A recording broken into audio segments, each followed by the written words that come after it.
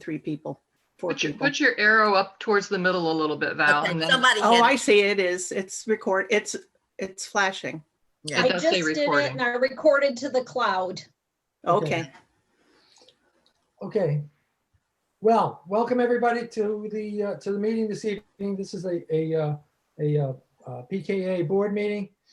The purpose of which is to decide on the go, no-go decision concerning the balloting for the new proposed covenants and amendments, or bylaws rather.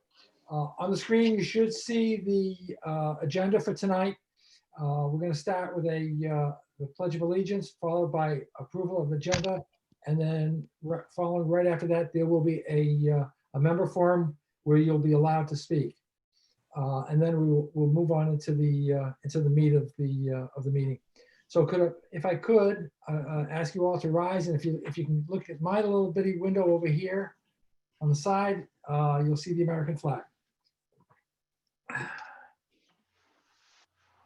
I pledge Pledge allegiance allegiance to the flag of of the United States of America, and to the republic for which it stands, one nation, under God, indivisible, Indivisible. with liberty and justice for all. Thank you. Okay. Okay, some of the ground rules for tonight. Just let me just reiterate some of the ground rules, please. You came into the meeting muted. Okay, if you wish to talk during the members forum, you will need to fill in your name and property address in the chat window. And then we will call you in the order in which we see it in the chat window. And then when we call your name, we will unmute you. You will be given 3 minutes to speak, at which time there's an alarm that will go off. You'll hear that, and you'll be muted back again. Okay? All right. Do I have a motion to approve the agenda for this evening from the board, please? Yes, I move. Okay, who made, excuse me, but who made the motion? Stadium. Stadium makes the motion. Do I have a second? Ryan seconds. Okay, Val seconds. All those in favor of the agenda for the evening, please. Say aye. Aye. Any opposed? Not having none? Okay, the agenda is approved. All right, beginning the members forum then.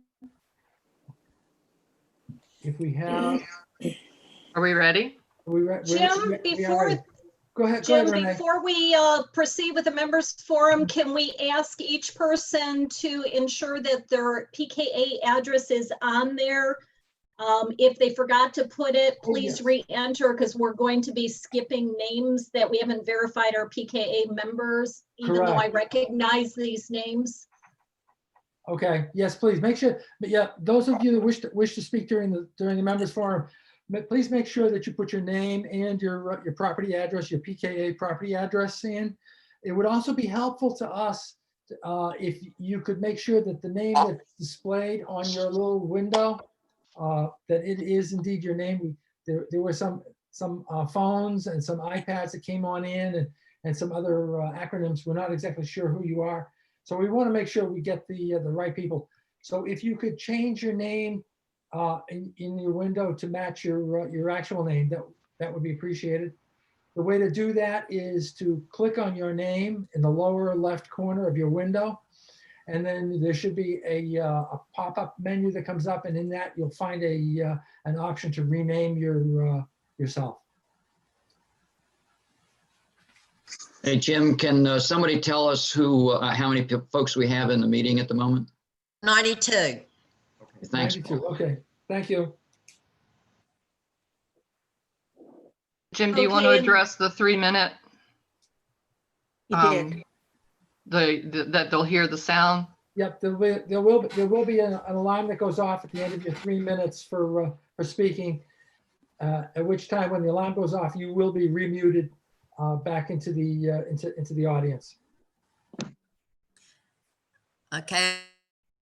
Are we ready for the member? We are ready for the members forum. Okay, the first Okay, one is Corey Bishop. go ahead. Hey guys, thanks. Okay, I'll, Can you hear me? yes. Yes. Yes. Hey, thanks for allowing me in. Thank you for the opportunity to speak. I'm not going to take 3 minutes. I would ask that we hold on the proposals due to the overwhelming disapproval for the no-go. I think we can take the 3 years to analyze the changes that may be needed or that are being stuck after now, and look at the complaints that have been lodged, which have kind of brought some of these changes into fruition. And over those 3 years, we can build data, reconstruct, and put together a new proposal and go from there. I do understand there's been a lot of negative press about it and negative attitudes. I don't agree with the proposal. I also don't agree with personal attacks or disruptive behavior. I think that everyone is going to, I hope tonight, share their opinion and their voice in a respectful manner, and that we can move on from there. But I would ask the board to do a no-go tonight, and let's take this next 3 years, reassess, reanalyze, and then move on from there. And that's all I have to say. Thank you. Thank you. Okay. Next is Alice Isley. Where is she? I'm right here. Can you hear me? Yes. Okay. Well, thank you so much for letting me speak. I'm sorry I was having trouble with my keyboard getting my name and address on there at the same time. But I do want to ask everyone to seriously consider a no-go at this point. Professionally, I work with rules and laws and general statutes every day, and I find a lot of issues with the wording that was submitted. It's very vague, and in my opinion, it could be so much better than it is. My husband and I have been through a similar new deed restriction set up in a different HOA, and it shattered the community. The community's never recovered. The property values have never recovered. And it was terrible to watch what happened. It's the only property I think we've ever lost money on because we just needed to get out of there. And if anybody would like a lot there, we still have one for sale because we've not been able to sell it in the many years it's been up on the market. It was a tremendous loss in property values. I also feel like during this COVID-19 that this is not a good time.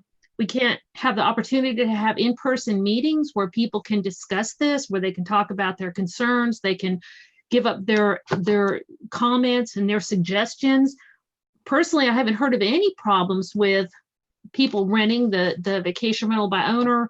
I haven't heard of any problems with the people that run home offices. And I love the community the way it is. And I just don't want to see it, ruined by these rules. And I've heard different times people say, oh, you don't have to worry about that. We're not looking to enforce it. But you don't know what's going to happen in the future. If somebody comes up and says, hey, I want you to enforce this rule, I think the board's going to be obligated to do that. So, I just feel like at this time, everybody's got enough on their plate. I just think if we shouldn't do anything, if a single community member is detrimentally affected by this financially, I think it's the wrong time to do it. I think that we need to do a no moving forward on this and allow us to do this in a slower fashion that is, more community driven rather than, the thoughts of just a handful of people that have great intentions. And I'm not saying people don't, but maybe are just going a little too far on the first run. So those are my comments. And again, I hope everybody on the board will seriously consider a no-go on this and have more community involvement so that we can have a really, truly good set of community standards and rules that we are all comfortable abiding by. And I would be happy to do whatever kind of work, whatever contribution I can do moving forward. It is easier for me with these evening meetings to do that. So if the board would consider having more meetings in the evening, I think you will have a lot more participation. Okay. Thank you, Alice. We ready for the next person? When I call your name, if you would just say here, it kind of pops you up to the top of our screen and it makes it a little easier for us to unmute you, please. The next person on the list is Scott Rideout.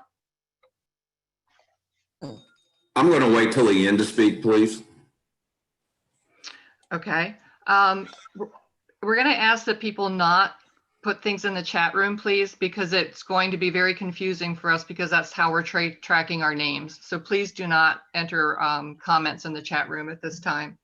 So we'll come back to Scott, or you, Scott, the end of this one or the second forum? The last one is when I want to speak.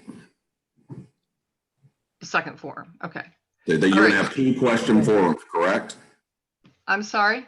You're going to have or hold 2 question forums, this first one and then a second one, correct? Yes, Correct. yes. I would like to be the last speaker on the second one.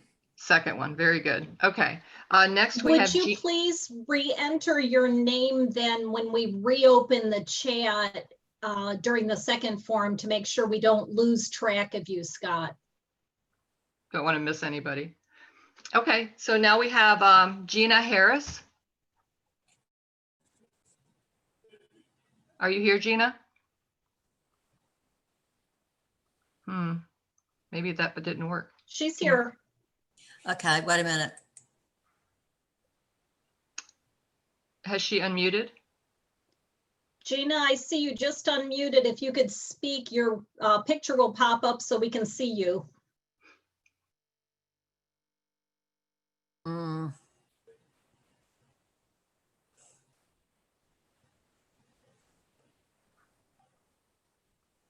You want to put Gina at the back of the list, reserve her spot, but go on to the next person, just a thought. Yeah, I'm just giving her Yeah, a second. I understand. Yeah, I don't see her. Going once, going twice. Gina, I apologize. If you still want to speak, if you would just put your name in again in the chat room, I will try to catch that. We'll try not to miss you. Next, we have John Clark.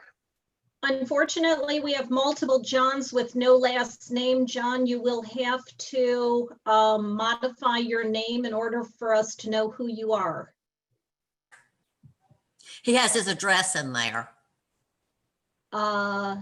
He has his address in the chat, but his name in the participant Oh, okay. list, we have Oh, there's John. Hold on. 5 Johns. I just got John Clark. Hold on.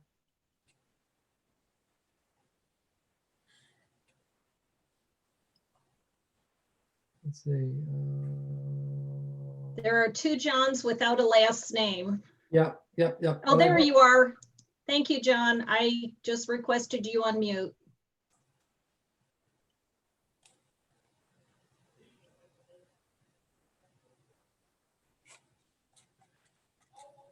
My internet is so slow. I think I'm having trouble.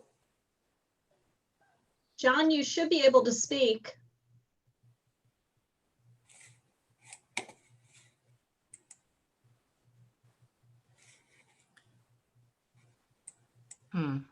Okay, wait a minute. It's not.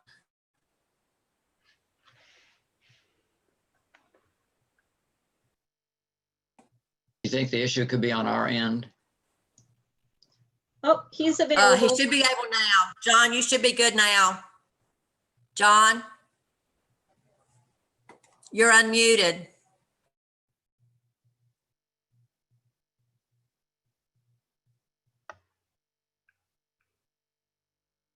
Is his picture up? Yeah. I'm looking at him. He's He waving.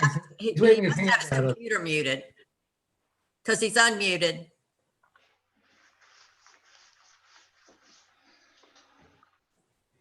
John? Okay.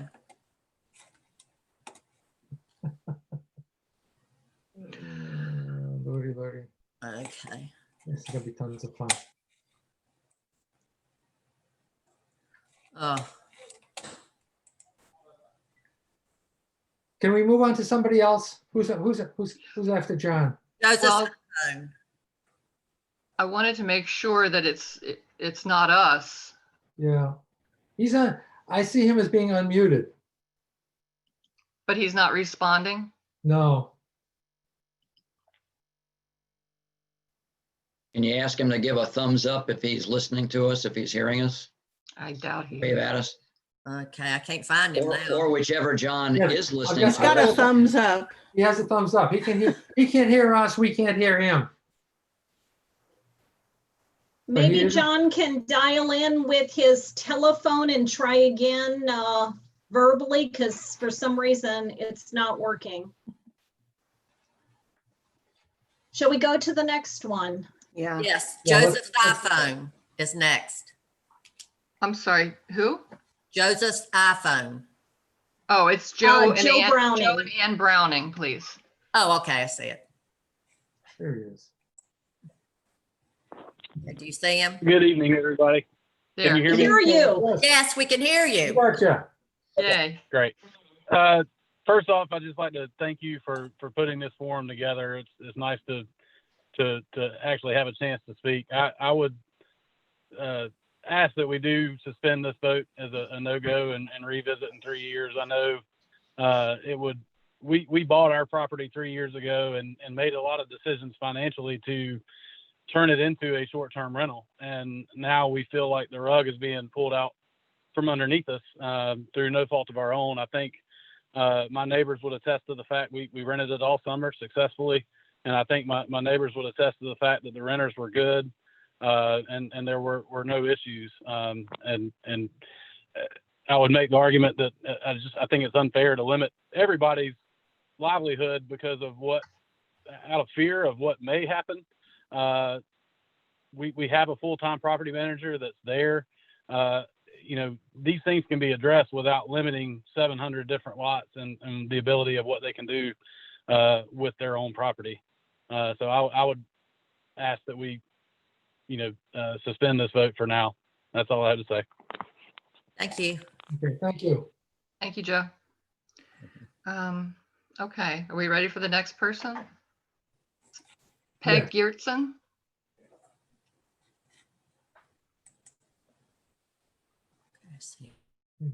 Peg Geertsen is, Peg, I've authorized you to unmute. I just need you. There you go. There she is. Can you hear me? yes, we can. Yes. I agree with the other three people that we've heard from. I think it was three. That this was a bad time to do this with the COVID and not being able to actually meet together. And it seems like during the next 3 years, we might be able to get rid of COVID and also have some decent conversations about what's needed. Because for me, I live right on the ocean. I don't rent, but I can't imagine somebody not being able to rent. I mean, I love the people that come in and spend their week. And I mean, I've never heard any complaints at all. So I'd like to wait and finish this pandemic and then, really get at some background information of why people are wanting to change so many things. I'd never heard of any of them. So I agree with what other people had said. Thank you, Peg. Okay, our next person is Joe Murphy. We don't have an address on that one. Oh, I did. It came down two after I saw it. Excellent. So yeah, Joe Murphy. Anybody see him? No. I found his name. I've just requested he unmute. Okay. There we go. There you go. I didn't really have any comments. I was just filling in the information on the chat box to provide my first, last name, and my address. But as long Okay. as I've got the floor, I too am opposed to the proposal. So I'll yield the rest of my time. Thank you very much. Okay, Thank you, Mr. Murphy. thank you. Okay, next up is Hilton Tedderton.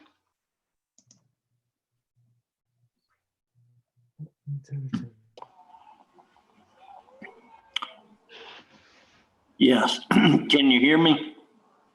Yes. Yes. I would like to ask for a no vote also. I feel like that this was pushed upon us in a very sneaky way. I don't feel like that we had any opportunity. It was just kind of thrown in our face. I feel like that We have done very well with the documents we have. I don't feel like that we need to be a part of any other North Carolina general statutes. We've done very well with our 7-page document, and I would request that we don't make any changes. I think if this does go forward, it will hurt our real estate values and affect more people than it could possibly ever benefit. Thank you very much. Thank you. Okay, we have Melanie Wright, please. We have a Melanie with no last name. Melanie's iPad. I'm going to assume that's you and authorize you to unmute. Hi. How are you? Is that you, Melanie, right? Yes, Melanie Wright, Cedar Thank you. Road. I too support what everyone else has said. I would like to move forward with the no-go. I agree with one of the earlier speakers as far as I'm sorry, I knew my dog would bark as soon as I started talking. I agree with the other one that maybe if we work together as a group and we take the next 3 years to organize our documents better, that would be more effective too. But I'd like to support a no-go. Thank you. Thank you, Melanie. Okay, Alan Smith.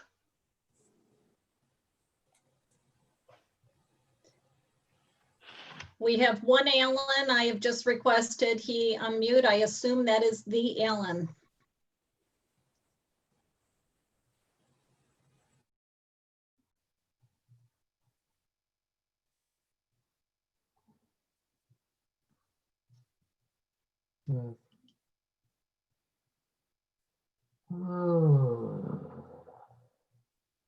Alan, we hear you.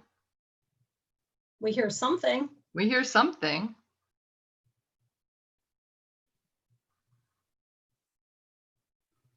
John, I have you on the list. I will get back to you. Thank you. So is Alan Smith unmuted? I believe he is. He's unmuted. I assume that's Alan Smith.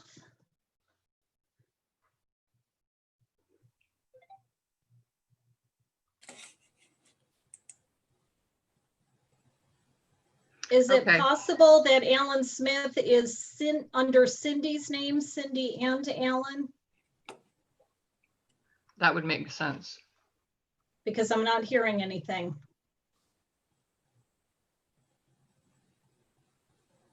I guess if you could put in the chat window what name we're looking for that you're logged in as, if you can't rename yourself.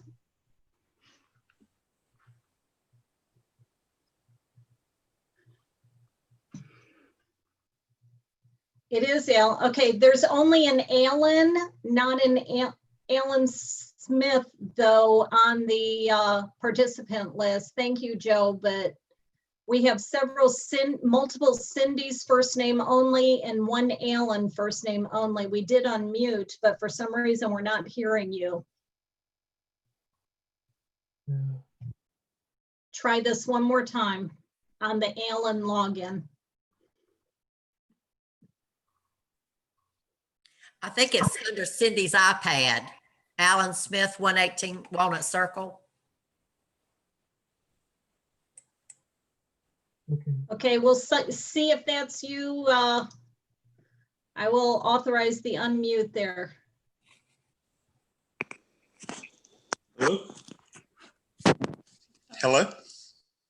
We Yes, can hear is you. that you under Cindy's iPad? Fortunately, it is, yes. Okay. How's everyone doing this evening? First, let me take the opportunity to thank each one of you for sitting on the board and volunteering your time. I've been on many boards through the years, and I know it's a thankless job in many ways. And I just want to say that I support the no vote. I don't think we should move forward at this time for all the reasons that have already been stated. I will state that I'm the next door neighbor of Joe Browning, who spoke earlier. And I can tell you from this summer's experience, I have thoroughly enjoyed the folks he's rented to. We've actually made friends with a couple of the couples that stayed. And it's just been a real delight. I think it's all dependent on how you screen your folks and who you rent to. And we certainly have had no issues whatsoever with the folks that Joe's rented to all summer, and it's been rented every week this summer. So again, I would ask for a no vote. Let's take the 3 years and review where we're at, where we've been, and what we're trying to accomplish. As you can tell by the difficult time we've had just trying to speak on this thing during this time, is not a good time, especially for folks who are up in years. And I'm not trying to tell you that I'm up in years, but I may not be where everybody else is with technology. We had a heck of a time just getting this thing unmuted so we could talk. So I just think the timing is very poor. And I would ask for a no vote. And I appreciate everything that each of you've done. And that's all I have. Thanks. Thank you, Alan. Thanks for your patience with getting you up. Next on the list, we have Peg and Bill Burnett. I'm not sure which wants to speak. Give me a moment to find them. Okay.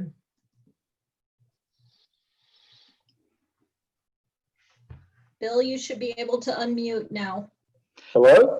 Let me just say, I see people putting their name on the list. The names and the address on the list is only if you wish to speak, please. So those are not just to log in for some reason, but if you want to speak, then put your name and address. Thank you. Hello? Hello, Bill. Hey, thank you all for working so hard for the community. And thank you for working to revise the covenants. I will say hindsight is 2020. This is probably not the best time to do this. It should be a no vote. We should wait 3 years. We do not want to do these covenants in such a way that creates lawsuits that our PKA money is spending to defend. And these people that have these short-term rentals and businesses and things that are affected by these covenants are in all likelihood going to cost our neighborhood a lot of money. I thank you for working on it, but I think we need to wait 3 years. Corey Bishop said it very well. Thank you. Thank you, Bill. Okay, we have, let's see, 1, 2, 3, 4, 5, 6, 7, about 8 people left. Can we go back to John Clark just to give him an opportunity here in the middle? I don't feel it's fair to just bump him to the bottom. I will unmute him. We'll see if he can speak now. Yeah.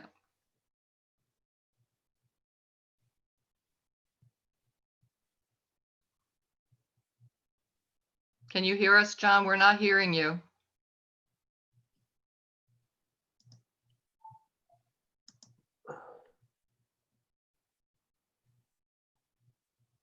He is unmuted. He's unmuted, yeah. Unfortunately, John, you may have to log out and log back in. We do want to hear what you have to say. Okay. All right, we'll come back to you, John. I'm sorry. We won't forget. Okay, next we have Missy Clore.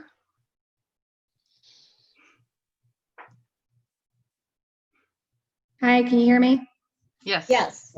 Hi, so I just wanted to also thank the board for your time and your commitment to volunteering and serving, all of the community.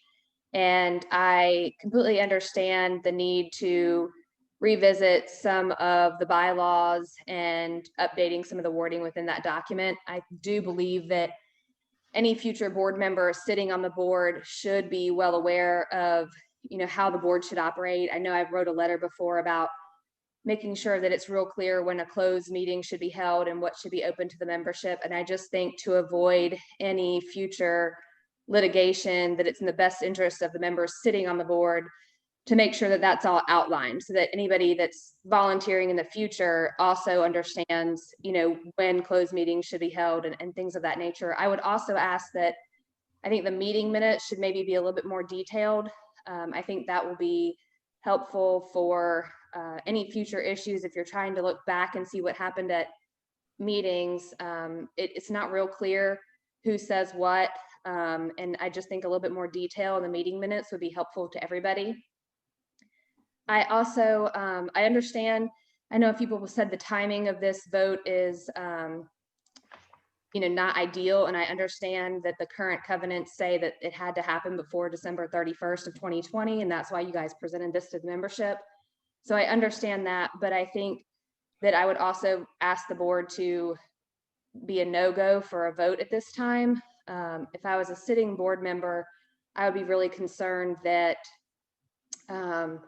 there's more potential risks for litigation for the homeowners that own rentals.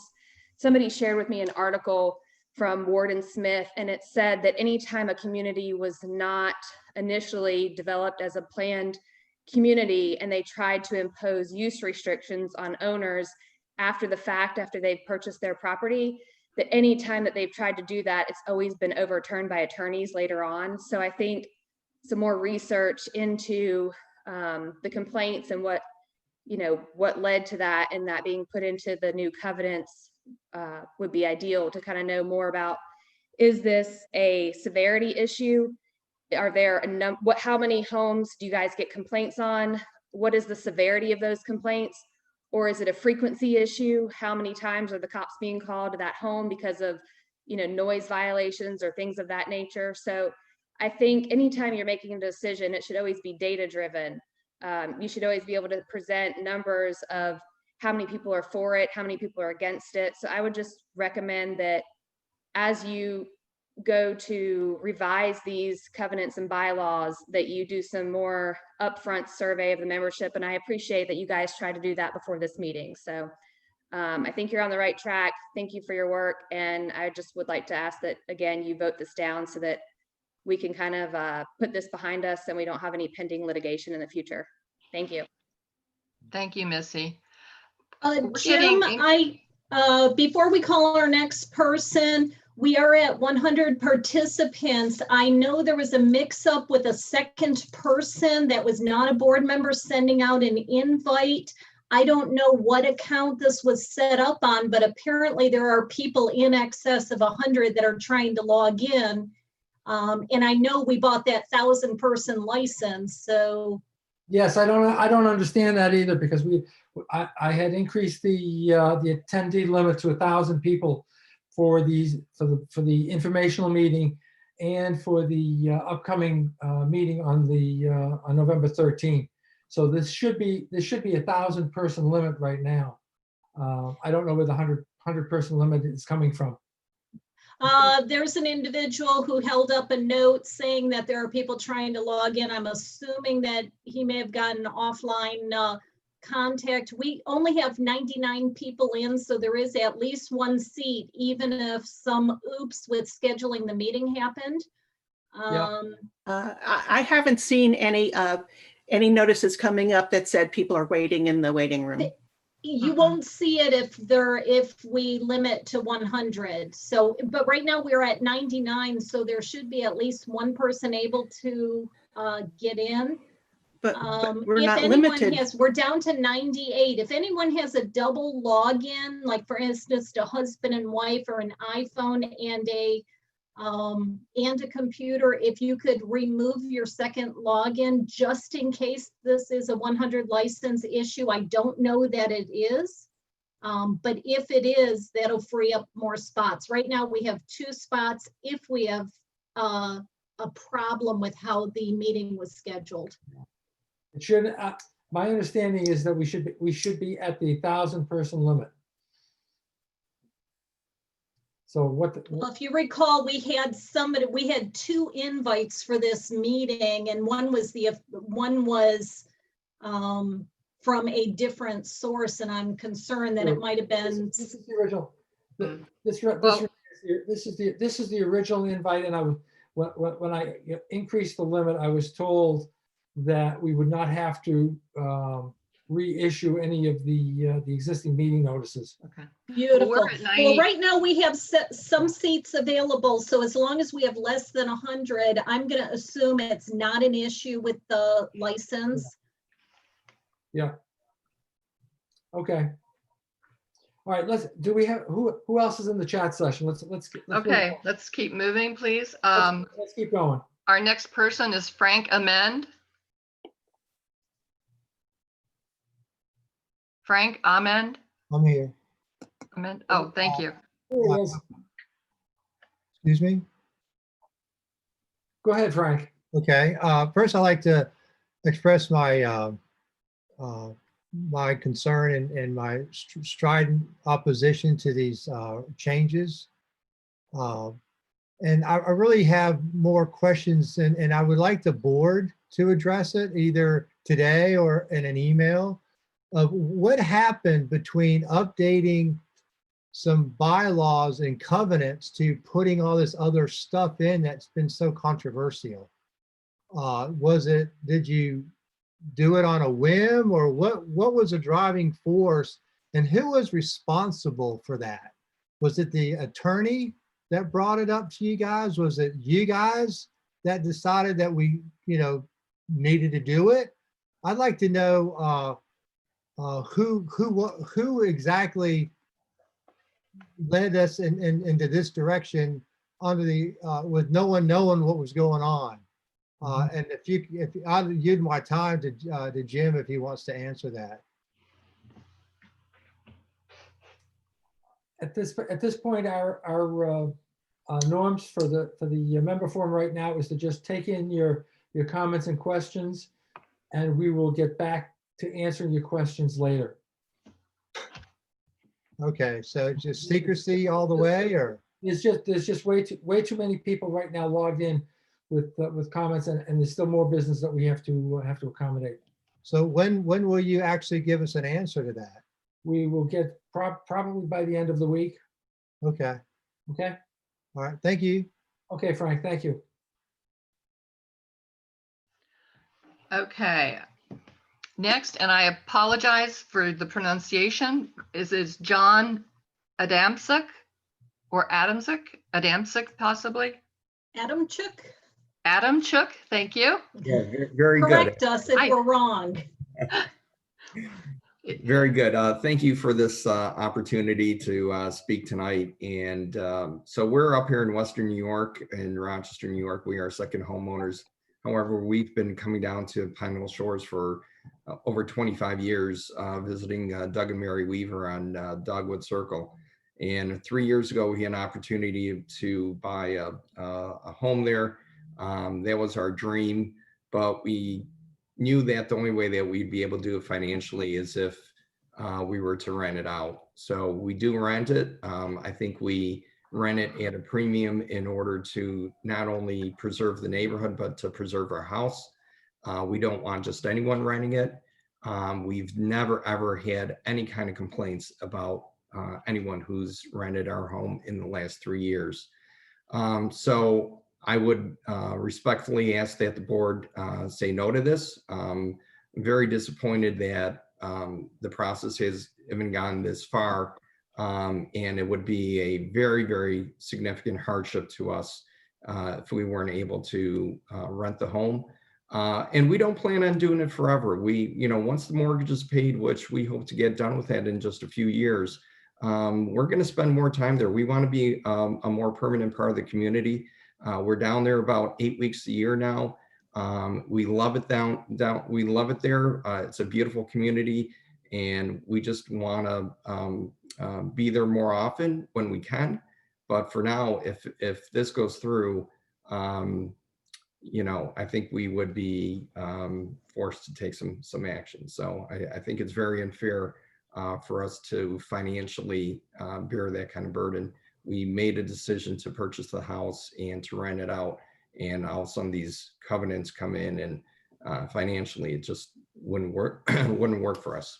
So thank you. I respectfully say or ask that you vote no to this. Thank you, John. Okay, next up we have Laura and Brian Alexander. All righty, good afternoon, folks. We're primary homeowners here. We've been living here since 2014, initially not as primary homeowners. But really enjoy the community. We really appreciate the homeowners association, all the value that it brings to the neighborhood and to our livelihood, being able to go to the beach, being able to have a boat in the water, put a boat in the water. And we really enjoy here. But across the board, I think the lawyers did us no favors here. There's a lot of well-intentioned stuff written into what you guys did, but I think a lot of it is contrary and unnecessary. Went from an 8-page document to a 40-page document with a lot of legalese that doesn't necessarily help us where we are today as a community. And in order to preserve the community, I think it's probably in our best interest to say no. I originally was going to say, hey, just do it for a year. That'll give us enough time to do it right. But after listening to the other folks, with the COVID going on the way it is, it may be better just to wait 3 years to get them fixed. So, do you want to add anything, dear? No, I think that's good. Just again, thank you for what you do. I've been in the position to do this before, and I know the kind of work that it takes and the headache and the heartache and everything else. So I do want to thank you, board, for what you're doing. And but I do think that it's a no-go at this point for us. Okay. Thank you. Okay, thank you. We're still getting messages about people not being able to get in. Honestly, there's really nothing we can do about it at this time without starting the thing over. Encourage people to call in, or Scott, I don't know what you're trying to tell me here. Just one quick second. Scott said that he has had someone that would like to speak through his phone. I am happy to put Trevor on the list if he wants to speak. Is that Trevor Tyson? Yes. Okay, when we get to him, Scott, we will unmute you. Okay. All right. So again, we apologize. We don't know what happened, but we don't need to spend a lot of time worrying on that. And again, please don't put comments in the chat room unless it is your name and address and you want to speak, because we're going to miss someone if we get a lot of garbage going on in there. Next is Val Nagel. I don't have anyone by that name in the participant list. Maybe she can rename herself or add a chat as to what her login name is. Okay. I'm sorry, Val, but I don't find you. Okay. Val, if you can put in the chat room what your login, whatever it's showing you on. There you are. It now says Val. Great. You are unmuted. All right. How are y'all doing tonight? Well, Just thank fine. you. Sorry about that. Just wanted to thank y'all for the opportunity to speak tonight. I appreciate y'all's serving on the board, and I know it's a lot of time and energy put into all this. I guess for me, we're at 116 Mimosa. We're a new build, and we moved here for a lot of reasons, and it's a great community, and we just want to keep it that way. I think some of the covenants that are in the proposals are just too restrictive, in my opinion. And so for me, you'd have to put us in the no-go column with others. I think like Alice, I think was the first one who mentioned that during this COVID time, it's not a good time. It'd be better if we could meet in person. I would like to see everybody kind of come together and have more participation and bring more people to the table. I mean, we're all stakeholders in this community. We all have an interest in the community. And I just feel like we need to have some focus groups or committees to kind of fine tune this thing and address the real problems. I just feel like there's stuff in there that, I mean, I haven't been here that long. I'm part-time. I'm trying to get my husband to retire so we could maybe come down here full-time, but keep working. But anyway, I just think it's important that we, if there are issues, let's address those issues. But let's not just have create solutions to problems that don't exist. And it sounds like, to me, that might be what's happening just based on some of the comments that I've seen. Another question I have, I know, is the budget. And I know this is a lot of money that we spent on the legal fees, $8,000, and then another $4,000 for printing this. And I don't know where that is in the budget, so I'd be interested to know that, the answer to that question. And also, I'd like to, for the board to consider taking out the duplication of the town ordinances. I mean, it's hard to build here, but there are reasons for that. And that's, people come here because of the town and the trees and all that, but let's not just clamp down on things. If there are issues, let's address those issues. If it's a one-time thing, talk to that person. We don't need a covenants for it. So I'm just saying that I would like to look at this again in 3 years and have a lot of input from the members, do focus groups, let's do committees, surveys, and I would volunteer to help in any way I can. I'm retired, I'm down here a lot, even though my husband's not. But anyway, I appreciate y'all's time and your energy into this. I know it's can be a thankless job sometimes, but I do appreciate what y'all have done and appreciate the opportunity to speak to y'all tonight. Thank you. Thank you, Val. Okay, we have on the list here, 1, 2, 3, 4, 5. We have 5 more, plus we're going to try to get back to John again, I guess. Next, we have Carmen Wright, maybe in James, Carmen and James Wright. This is Carmen Wright. Good evening, everyone. Thank you for allowing me the time. I know that the job that the board is doing is thankless right now. I have been on a board who has had to install state-approved covenants in a situation similar to this. Nobody's going to be happy. Nobody's going to like the changes, but unfortunately, as an HOA, you have to look forward to what is in the best interest of the HOA as a collective versus the individuals. I am very, very concerned about kicking this down the pike 3 years from now. I know a large amount of money has been spent with the attorneys and everything else trying to get this ready to go. If you kick it down the pike 3 years, how much more money is going to be spent? How much is going to have to be revised? How much is going to have to be updated? As I said, I had to do it in a 13 home HOA and nobody was happy, but we're kicking and screaming into what needs to be done so that we are compliant with state mandates. I would ask the board to I am going to ask the board to postpone the vote, but I would say let's kick it to 2021. Let's take what we've got. Let's look at what we've got going forward, and then with a little bit more time and a little bit more patience, get this put into place so that we can be compliant with the state act. Thanks. Have a great evening. Thank you. Okay. Reg Pendergraft is our next person to speak.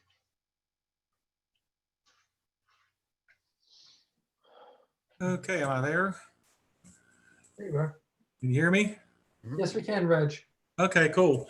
Real quick, I mean, and actually Carmen sort of touched on some things that I was thinking about too, but basically right now, probably, I think the consensus is this is a no-go, so I'm not even going to worry about chiming in on that, but Carmen's idea of kicking it to next year is a great idea. One small problem, the current rules say you can't do that. So I would recommend that what we do for right now is just change that one piece of our covenants to say we can change it next year as opposed to locking us in this year. I mean, I know that's what motivated the board to make these changes. We can readdress it next year, but change it so that we could do it next year and no more than every 3 years after that or something, as opposed to just kicking it down the road for 3 years and God knows who's on the board at that point. I think maybe we could use what there is a basis and tweak it, but really we just can't go with this, and I'd hate to waste the effort completely. I'm trying to find a way to salvage some of what we've done. So that's my 2 cents. Thank you very much. Okay. Thank you, Reg. Thank you. Okay, we have Susan and Bob Staub.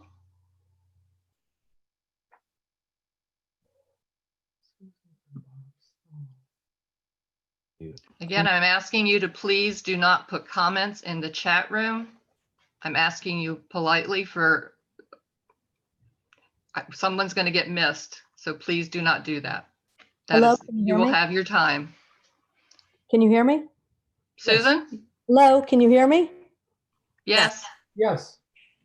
Good evening. My husband and I are homeowners of 103 White Ash Drive. And approximately 5 years ago, we purchased a beautiful lot and we built our dream home.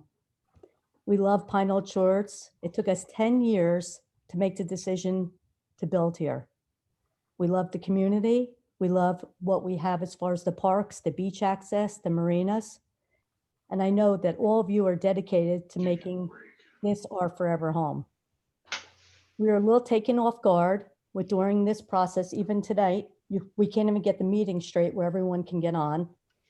And we're making major monumental changes with a letter that goes out in the mail. There has been no surveys done. There has been no meetings called to get community input. We are a community. I'd like to know if we're a community, we should all have input. It shouldn't be a unilateral decision. I don't see us as a planned community in the definition, and taking a template from a planned community and trying it to make Pine Knoll Shores adhere to it just doesn't make a lot of sense to us. Even though some changes may be needed, this is not the time nor the format to go about making these severe changes in our beautiful Pine Knoll Shores. So it's a no vote for us. We hope that you could take into consideration all of the issues that surround this time. A lot of people aren't allowed to make their feelings known. There's people that are not computer literate or do not have access to internet. And it's really a disgrace that we should move forward and not give everyone an opportunity to give their input. So it's a no-go for us, and I appreciate everything the board has done. I know this was basically thrown in your lap and you had to move forward with it. But to make these changes at this time is just not for the betterment of this community. Thank you.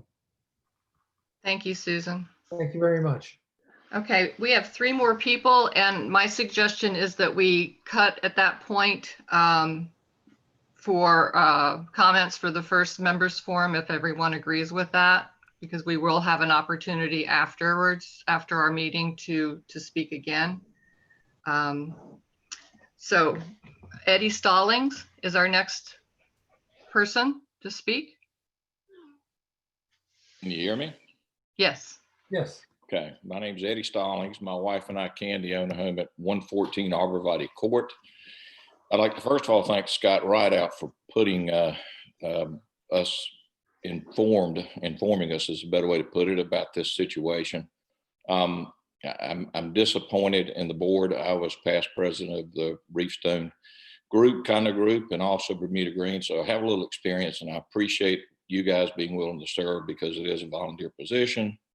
But I would have never in a month of Sundays tried to shove this thing through the way you guys have done it. I think it was poorly done.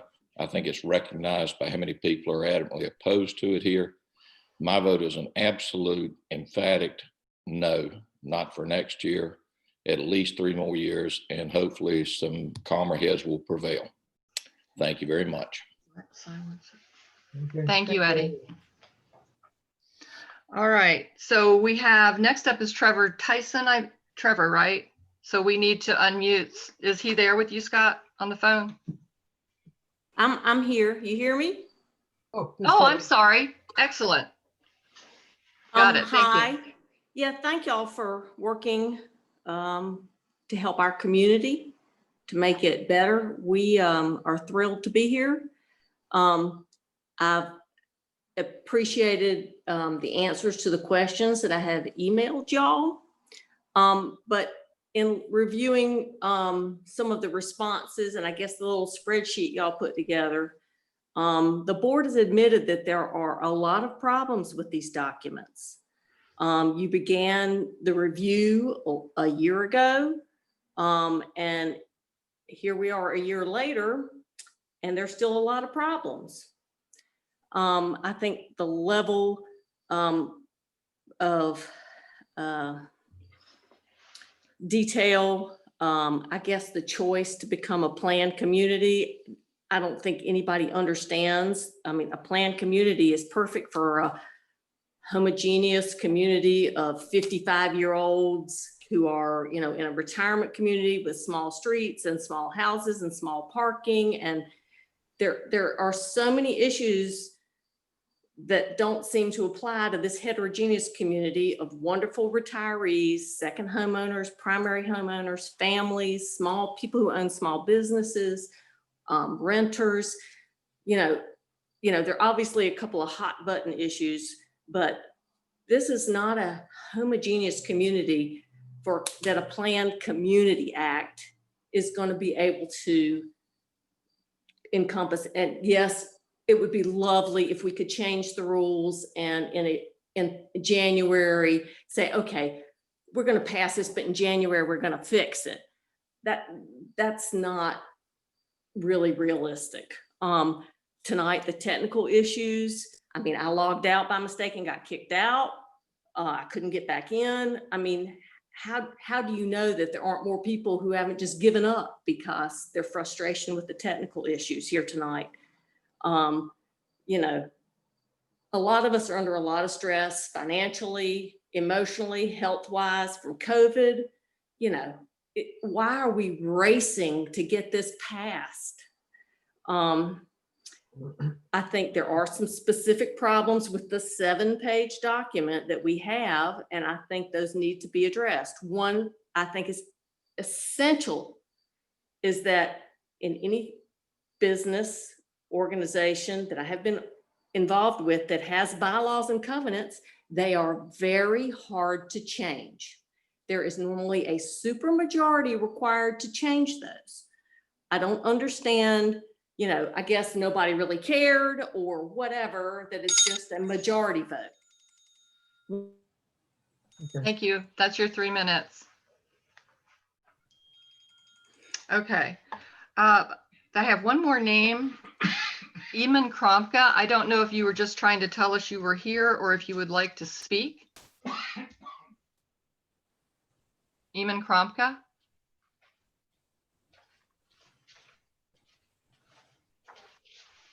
Hey. Can y'all hear? Yes. Yeah, sorry, I couldn't join the meeting a little bit earlier. I had a late night at work. I just want to say I'm here at 112 Willow Road, and my family has lived here on Willow Road for the last 50 years. And we are definitely all totally against the changes to PKA.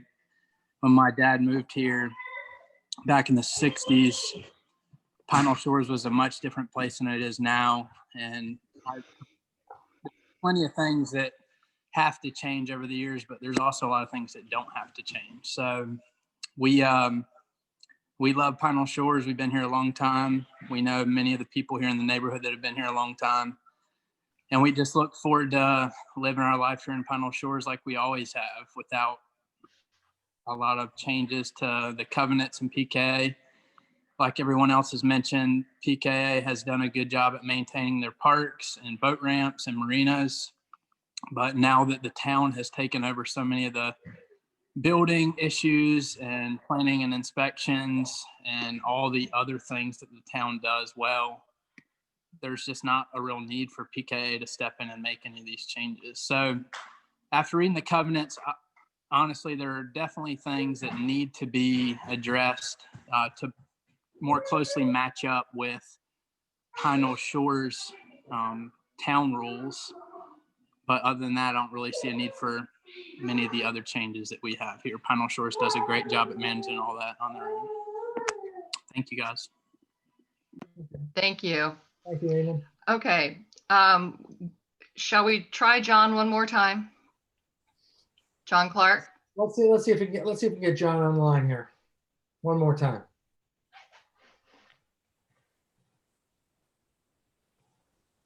Hey, Darlene, while you're waiting for John, I think we had Gina Harris also. I don't know if she's still with us. Oh, yes, that's right, we did. Yes. Yeah, those are my last two. Those are the last two for this round. So thank you. Do we find John? Can we see him?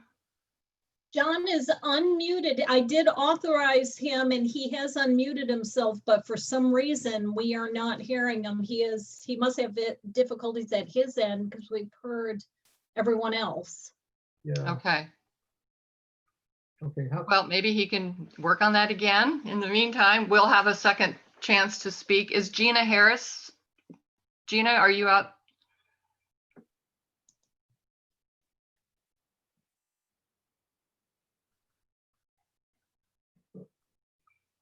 She has not unmuted herself yet. I'm watching. There she is.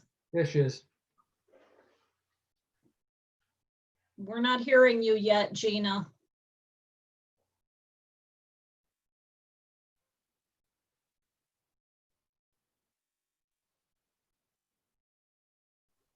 Okay, well, maybe Yeah. we can come back to Gina on the second one so that we can move forward.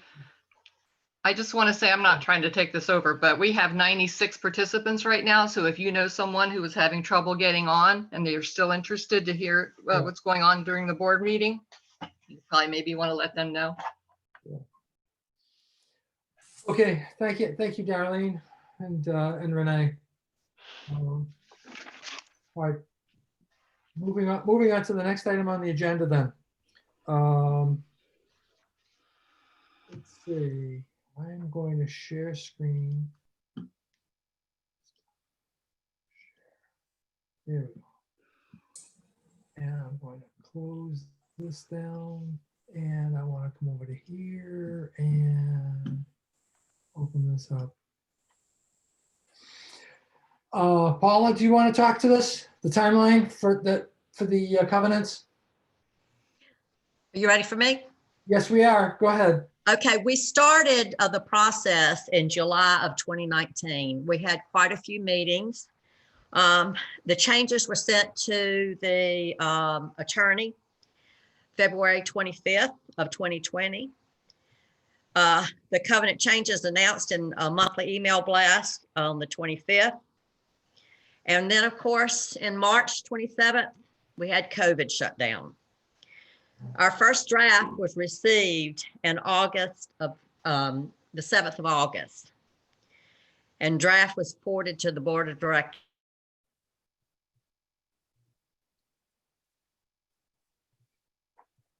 I think we just lost you, Paula. There were quite a few things. We just got it the Friday before. Excuse me? We just got it the Friday before. So we planned a meeting for the 17th to get together at Brock Mason. We marked up the copy and sent it back to the attorney on the 18th. And then sent an email blast out on the 19th. A second draft was received from the attorney on the September 4th. And then another email blast was sent out on the 5th.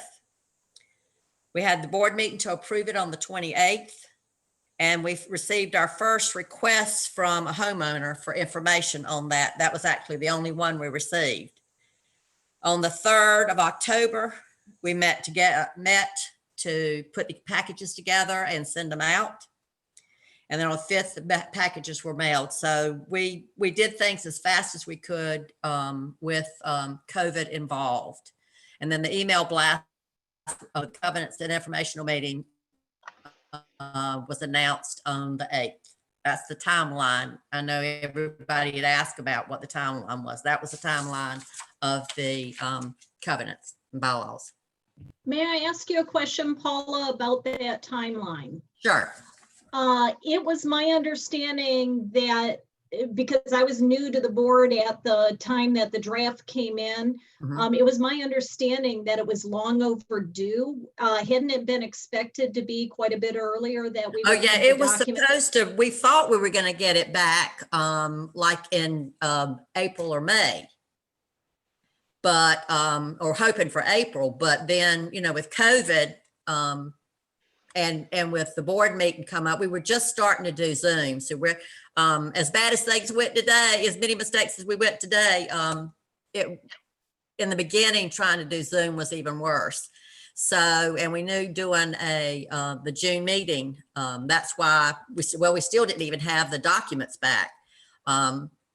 Sent, multiple emails requesting to get the, told them we needed them, so we can have our annual meeting. And then when that didn't work out, then it ended up, we were hoping to get the documents back in July, the final, and then it didn't get here until August. Okay, I just remember one of the first things I heard when I came on the board, which was right before that draft came in, was that, everybody was getting concerned. Not only had we missed the June meeting, but there were going to have to be shortcuts in the rest of the process to make the tentative meeting that's coming up here in November. Yes, yes. It was with a big part of it was COVID, I understand, but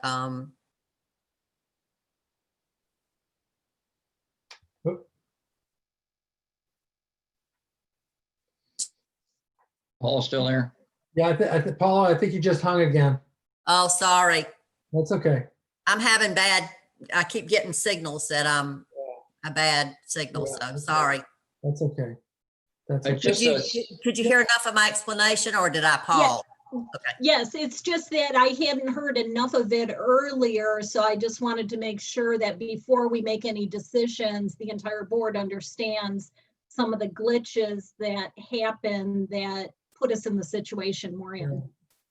Just hey, Jim, if I could, I think it's fair for everybody to at least have kind of the full timeline, because I think the first mention of actually going down this path was by John Clark in the minutes referenced in November 2018. So we're actually almost coming up on 2 years now on this. And I think that there was a significant amount of discussion in the April, at least I've got my notes from that meeting about the different aspects of the covenant. So it's been going on for a while. I agree, Robert. I just went back into the archives into 2019 to find that there was a set of meeting notes and an agenda from July that referenced that the covenants were being reviewed and looked at for changes. And then from there I started backing into say like, okay, so where were all the announcements? Because I've heard from quite a few people that have said, hey, that these are fast. Where do they come from? We didn't get any chance to put any input in the whole bit. So it's like, okay, let me go back and do a sanity check and find out exactly, what did we do and how did we get to where we are today? The first real email blast that went out to everybody was in February, okay, that we were working on the covenants. And unfortunately, the COVID shutdown did get in the way and it prevented us. And, we knew that any changes that we needed to make to the covenants had to be done in 2020. And just because COVID closed us down for a while, nobody gave us an extension to say like, oh, we can push that close, those updates into 2021, So that was the driver to say like, okay, we've got to be ready for changes, to present the changes to the membership this year. Okay. What I also found out in all this when I was looking at it is that, let me start this way. The good news is that right now we have 100+ people that are interested in the covenants. And I think that along with that, we've got a fair number of people that have never read the original covenants, okay? Because I've had to direct them to where to go find them in the, out on the website. But even still, we sent out an email blast, okay, in August, okay, knowing that the covenant documents were going back and forth between us and the lawyer. We sent out an email blast, so hey, here they come. We went out to 873 emails. We know because of the MailChimp system that we're using, we know who opens those or how many opens we get. There were 487 opens. okay, and only three emails that bounced. So only half the membership opened up the email to look at anything. Okay, and that seems to be consistent through that one, and also the one that we sent out in September. We sent it out to 875 with only 476 opens. You know, and what's really, to me, what's really unfortunate is that here we are later on coming down to the end of September, and I received one email from one member asking for information. Okay, nobody cared. I mean, you know, I don't know. I'm sorry. Jim, I'm sorry. I don't think you can make that assertion in this meeting. I don't know. You know, it's just, I find it. Now, I am encouraged. Yeah, my point, and I don't think people want to hear us argue back and forth, but my point is we've had 2 years to bring our members into this discussion. And I don't think an email blast is a way of saying you're in the discussion. I think we should have had committees, and we should have done this the right way. But I say let's move on with your brief. Okay. Can I ask a question, another question? Again, I'm late to the process here. I had seen a document very recently that had very little markup that I think was the document that was sent to the attorney back in February. And my understanding, please confirm if I'm correct or correct me. My understanding is that those very few, and I mean, it truly was very few changes, was what we had sent, in the first that those that had seen it were enlightened as to the 30-some pages and all of the changes was when it arrived in August. Is that correct, that there was no advance notice that it was going to expand that significantly? That is true. That's true. That is true. We did not know that. Okay. So then the team was under a time crunch to be able to turn everything around in a matter of weeks that should have been months, or if it had really been those few changes I saw, it would have only taken a couple hours to go through them. Yeah. Well, I think, Renee, it's a fair discussion, but I do think that the board has to have the perspective that when somebody like a lawyer sends you something that is bizarre, you need to say, this is bizarre and we're not going to accept it. But apparently the board accepted it. So we have what we have. Well, I had the same reaction when I saw it when it came in the mail. So, and I'm not excusing anyone. I'm just trying to get in the mindset of how we got where we are. And unfortunately, I've had a number of people that have told me that they did not see the email blast as an invitation to inquire, but rather an expectation that when we sent it for review, that they would be offered the opportunity to do modifications, which, because of the timing, the first review that was sent out, it is a full send out of the document, was the final document with a 30-day clock ticking. So I think that kind of blindsided a lot of people. So, and I understand why that's the case personally. Okay. Okay. Renee, let's see. Okay, moving along on the agenda. As far as statusing the ballots that we've received, so far today, as of today's mail, we've received 263 ballots. So that's about 37% of the membership. Okay. Okay. Renee, do you have you? Are you ready for me to run through this? Please do. We're ready. Okay, let me call this up and please confirm that you're able to see the screen that says covenants and bylaws. I will confirm I can see that. Okay. Here are the survey results as of 4 o'clock this afternoon. I went through and deleted all duplicates because everything came in with an IP address. So I was able to match up IP addresses and duplicate responses. Also cross-checking in a couple of cases, people put different addresses. So it was very possible that it was different people using the same computer. So I gave them the benefit of the doubt because there were only like 4 or 5 out of 257 responses that I may have left in inappropriately. So let's move on. So there's the numbers as far as what the responses were, and it makes more sense. If you look at it in this chart, you will see almost 2/3 of the members surveyed asked us to terminate. Less than 10% want us to move forward. And then the remaining was one version or another of the modification options. They were all individually small. Okay. If you were to merge the modification options together with or without the bylaws, et cetera, that's still significantly less than the number that are requesting termination. Okay. So moving on to the comments, we compiled all the questions and answers from the public information meeting that we had, and then all of the emails that came in, those were merged. Frankly, I didn't hear anything new tonight in the comments from the members because we've heard all of these. So I want to briefly run through all the issues that were brought to our attention that are concerning people.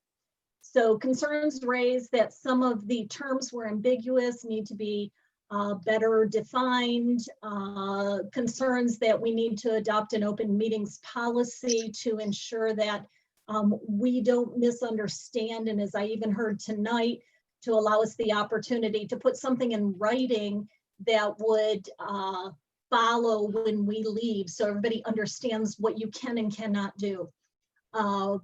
There were concerns about us raising the percentage from 51% to 67%, although some advocated it because it makes it harder to change the rules because you have to have more people to approve it. Concerns about the costs that we spent on the covenants change. A couple of people acknowledged that they understood the covenants mandated we do this. There were concerns about construction period being a maximum of 12 months, although we do have the variance capability if there's a reasonable delay, which does definitely happen. There were a number of concerns about duplication of the town requirements, and there were people that recommended we exactly copy the language and others that recommended we eliminate the duplicates. There were people that were concerned about the enforcement provisions being added because we've not had the ability to enforce in the past, but asking us to make fines a last resort. There were also people that were concerned about why we weren't enforcing the current covenants, even though they don't have enforcement provisions. Several people were worried about future enforcement of the stricter rules and being concerned that we rely on homeowner complaints and reasonable interpretation. Concerns about fences being limited to 5 feet and needing to consider for uneven ground. Of course, there's a variance provision at the town as well as ours because we were matching the town requirements. Many, many, many concerns about putting flag limits, the size and number, asking us to revisit it. There were 3 or 4 different things in there that people asked us to put grandfather clauses because there was no grandfathering in there. A large number of people that were concerned about becoming a planned community and asking us to revisit, is this something that the members want? Minor issue, but I put it in here anyways because I want to acknowledge everything that came in and make sure you're aware of it. Above ground swimming pools being prohibited, we were asked to revisit that. Several people not being aware of past complaints and mostly noting specific situations like we heard tonight. You know, I have a short-term rental or my neighbor has a short-term rental, never had a complaint. I personally experienced the same thing. A lot of people talking about short-term rentals, about them not being prohibited because it allows a lot of people to be able to afford them, to use it themselves part-time, rent it out to cover the costs. We even had a couple of people say that they live in it full time and rent it out for the holidays and actually move out so that it covers a bunch of their bills. So we had people asking if we would consider guidelines rather than prohibition, which segues into the next one. There were complaints about long-term rentals being a bigger problem, and we should consider guidelines on the long-term rentals rather than focusing on prohibiting short-term rentals. A lot of people concerned about the 12-hour vehicle or boat repair being unreasonable, especially in light of, having to back order parts, etc. I'm sorry, I jumped forward there. A small issue here is requesting that we put in grandfathering for small homes that might have a total loss and have to be rebuilt. Unfortunately, we can't do that because the town has regulations against us. So we have no flexibility there, but they did bring it to our attention. Lack of enforcement of current covenant requirements. I thought I had already mentioned this. I might have put it down here twice. People being concerned that there are no teeth in the current policy for us to be able to enforce, and asking that we focus on that. Concerns about minimum house size increasing without specifically grandfathering the smaller houses that already exist, asking us to revisit size, adding grandfathering or some other assurance that anything built before the change would not be affected. Why were stakeholders not involved in revisions? We've heard a lot about that, including tonight. We've also talked about that. They asked that they be included in future processes. Why weren't we allowed to suggest revisions after receipt? Okay, that was some of the comments that I had alluded to earlier, that people expected to be able to respond to the document for review, even though that was the 30-day countdown that we couldn't make a change to. Short-term rentals should not be, I already covered that one. Sorry, that's a duplicate. Prohibition of commercial vehicles and equipment is written too strictly. People asking us to revisit it and be a little more clear on the definition that something used for personal use also wouldn't fall under the definition of commercial vehicle. And last but not least, one of the biggest issues that came up over and over and over is people want to be able to vote on the major issues.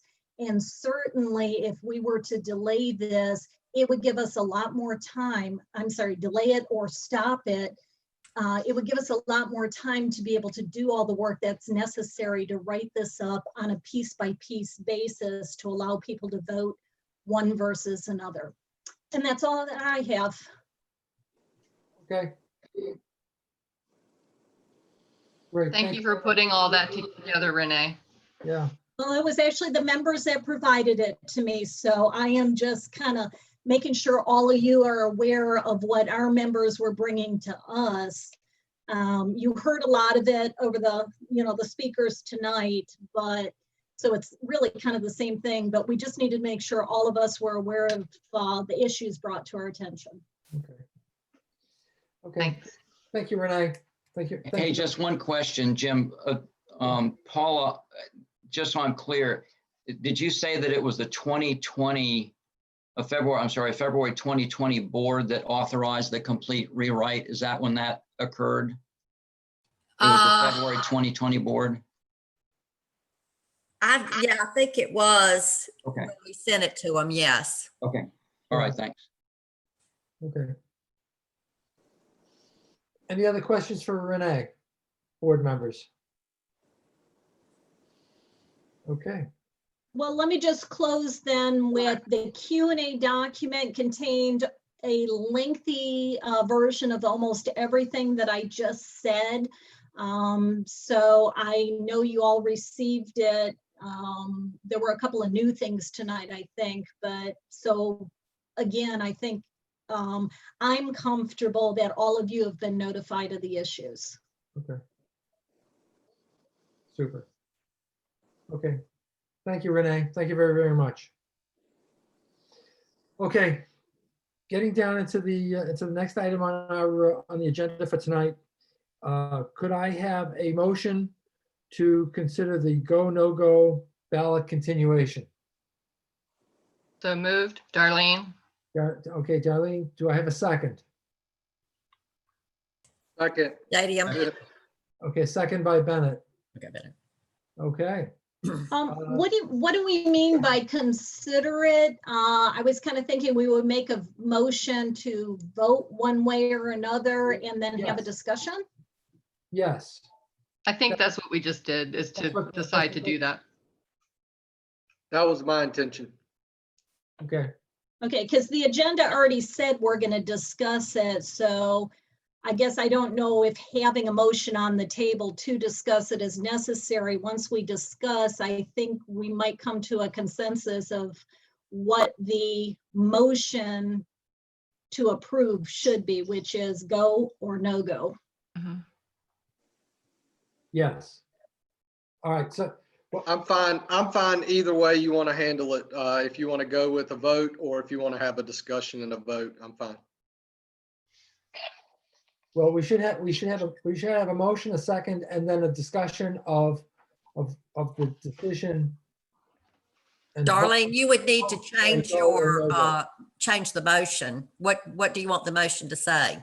I just thought the motion, okay, this is getting kind of silly. Can we I withdraw the heard- motion and go to the agenda item? Please, Yes, yes, we let's can. just do that.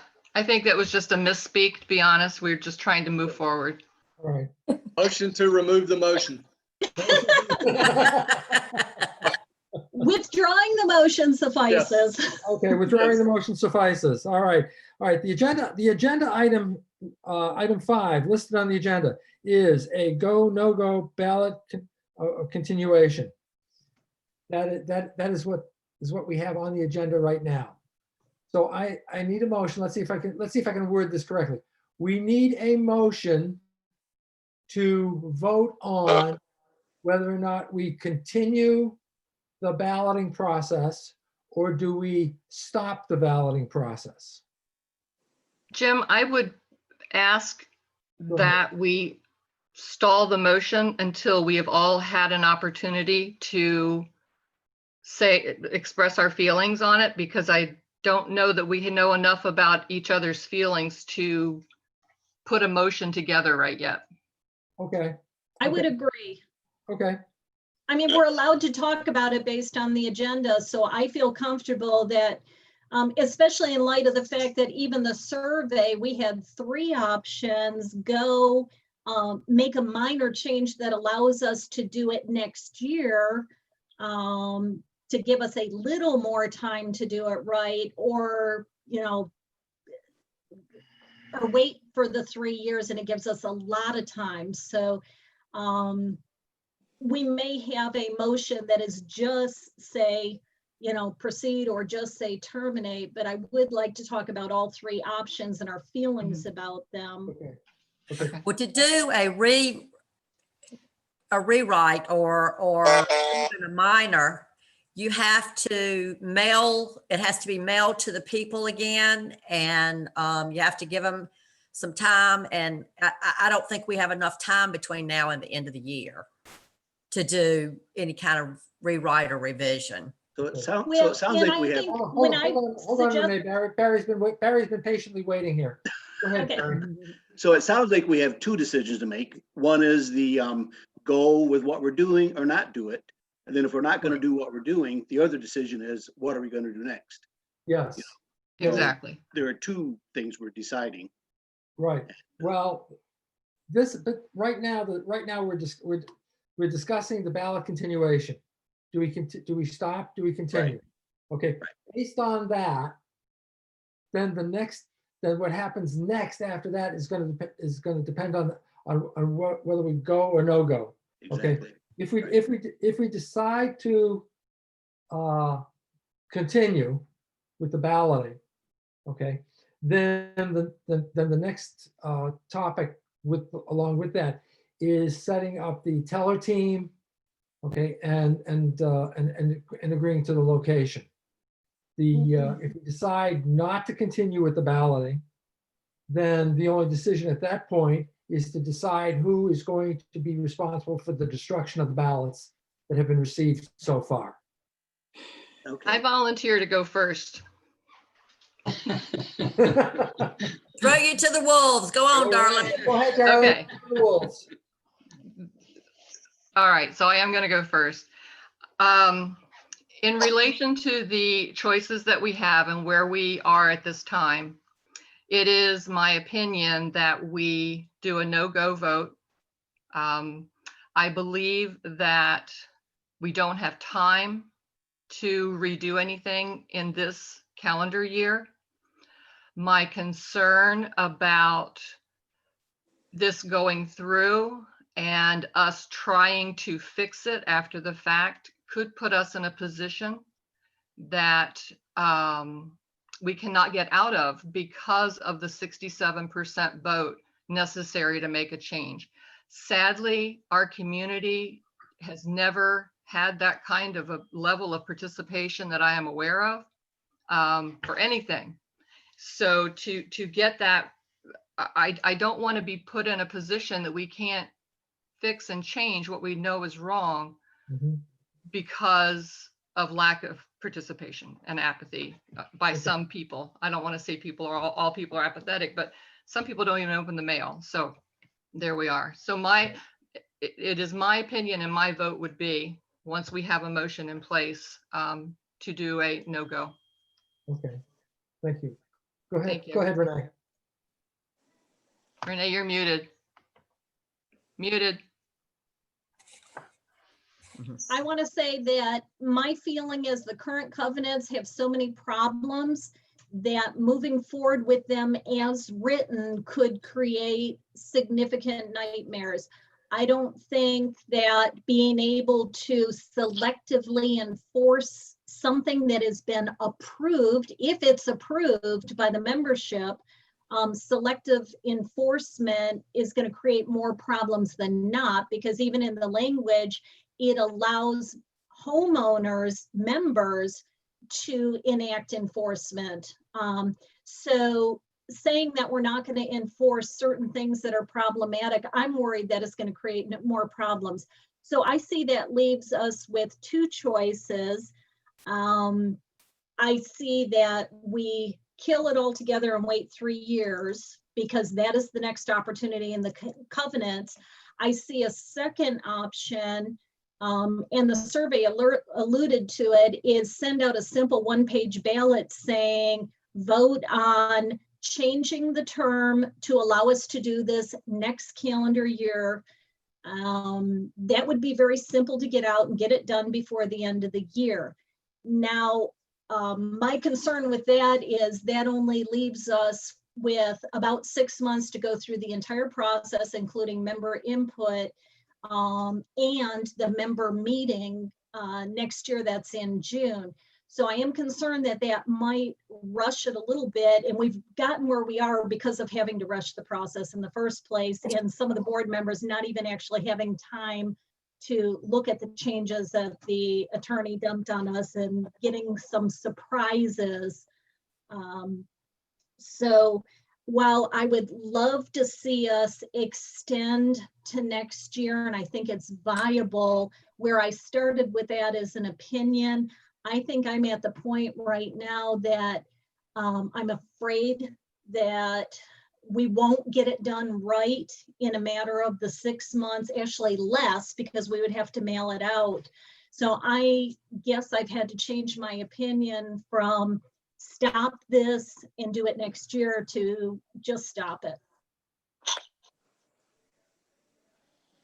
Okay. I can go, if that's okay. Go ahead, Barry. Okay, yeah, I don't differ a lot with Darlene or Renee. The thing is that there was a lot of work and good work put into it, and the old covenant is, not complete, and the new one is trying to bring us up to date. The old covenant was written, how long ago was the old covenant written? 30 years ago, something like that. 1991, I believe. 91, was it? 91. Okay, whenever it was. Anyway, it's not a bad idea to update it, but I think we need a lot more time to go back and do things better. So I would say no go on this point. I would love to be able to readdress it. I don't know if we can do it in a year, so maybe you'd have to, do it in 2 years, or at that point, you're down almost to 3 years. So I guess I would at least say no go now, and I would be flexible on whether we go for it again next year or 2 years or 3 years. Three Okay, years. okay. Thank you, Barry. Sure. Who else? I'm happy to comment. Go ahead, Robert. I think the first thing I would say is I don't want to spend another penny on our lawyers. At the moment, we think we've spent around $13,000. We spent $12,000 recovering from Hurricane Florence. And my sense is we're likely well above 15, 16,000. And it's just an estimate. I don't know, but we got a lot of stuff that our lawyers have spent time on just after the initial investment in rewriting this, all of the flapping going on back and forth with the board. So I'm not in favor of going through another round of let's try to get something in this year. The issue I have with doing our covenants every year, I think came out fairly strongly in a couple of the comments tonight. We bought this year and we plan on doing something next year. Covenants every 3 years give people stability. They can plan. They have some expectation that what they have to conform with this year, they'll probably be able to conform with and plan for next year. So regardless of whether or not we were to change it so that we could make a change in 2021, I would be opposed to making a change to our covenants every year. I don't think that serves the community well, and I think it brings instability as opposed to lesser risk to the association. I think it's imperative that we never as a board believe that we are smarter or take a superior position to our members. Our members have elected us into a position, and our assumption that people are not involved suggests that there's apathy, which has already been stated by a prior board member to us, that there's a great deal of apathy out there. I think we're confusing not being involved with trust. Our members typically trust the board to make good decisions. And I'd say for the last 7 or 8 years that I've been involved, attending almost every meeting of the board, I think generally speaking, we can say we've made good decisions. Of course, we've argued and we've had differing opinions, but I think our members have trusted us to do the right thing. This time, with malice aforethought, or just because we just didn't understand what the right thing was to do, we didn't do the right thing, and that has brought into question trust of the board. So I think we ought to really pull back on this issue of there's just apathy out there, nobody cares about it, and suggest that, because what that says is we know better than the people who are our members. And I think that's a very, very dangerous, and I think it's a very selfish position for the board to take. So I could go on, as you know, but I won't. But I think there's no question in my mind we should stop this thing and not let it go any further. Okay, thank you, Robert. Bennett, you have any? I was going to say, go ahead, Mike, if you want to. Yeah, I agree with Robert as far as the aspect of the lawyer fees go. I don't know down the line in 3 years what we will have to put into that, or if we just take things out, even if we'll need a lawyer, just to look over what we've got and not have to possibly spend so much. I know it won't be that much, but I think that I had sent an email out earlier, and I really thought that Brock Basin meeting where 7 of us were there, I really thought that was a correction and an input for our members, and not so much as this is what we're doing and we're sending it to the attorneys. I'm not sure how that got there, and that's my opinion. I don't know everybody that was there if that's what they knew or thought, but that was certainly my opinion. I mean, we did sit there and debate it, but anyway, I'm not going to belabor that point. I just vote this to be a no-go, and I don't. We've put the members through enough, and I hear them. I hear them loud and clear. Okay. Okay, thank you, Mike. Hey, everybody. And Scott, that was Michael. He's our other board member. My name is Bennett Wall. I'm a second homeowner, live at 115 Holly Drive. And when I first went into this vote, I thought it was a win-win for everybody. And the reason I say that, you may say, the first win was that if the votes are problems that we worked our butt off to try to put together and collate what all the problems were.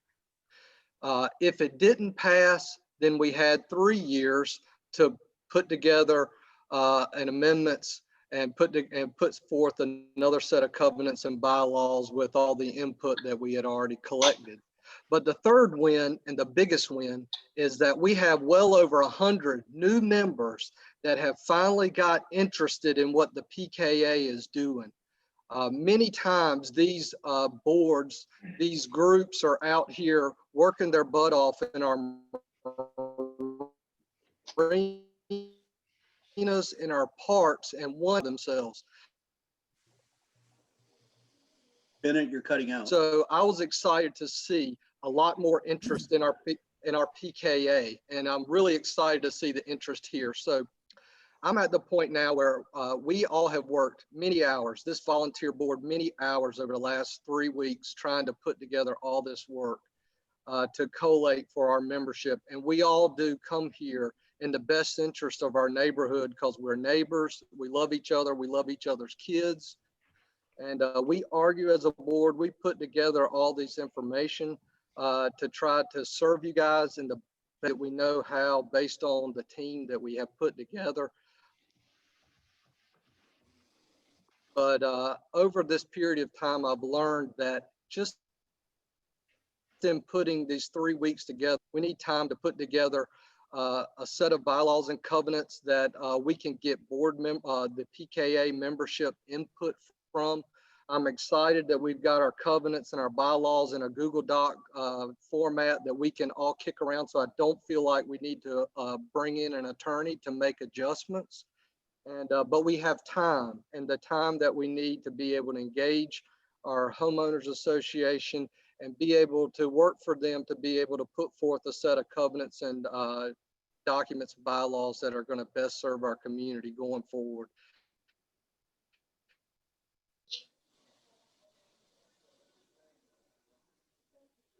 I think we lost you, Bennett.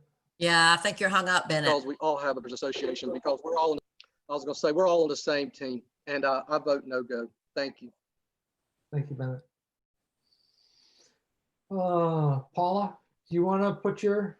Yeah, I'll put my 2 cents. I've been on the board for 2.5 years, and in 2.5 years, I've never seen a board member think that they knew more or was above the members, the general membership. So, I mean, I did take exception to your remark, Robert, on that. We all work hard. I will say that the nominating committee every year has a hard time, every year I've been on the board has a hard time to get people to run for the board. So if nothing else, I agree with you, Bennett. This has gotten enthusiasm, and hopefully from now on and from this point forward, you know, it's going to be a matter of, we've already got so many people running. Why don't you wait till next year run? That would be awesome, you know, to have that kind of problem instead of having to constantly say, you know, we need somebody, please, can't you, you know.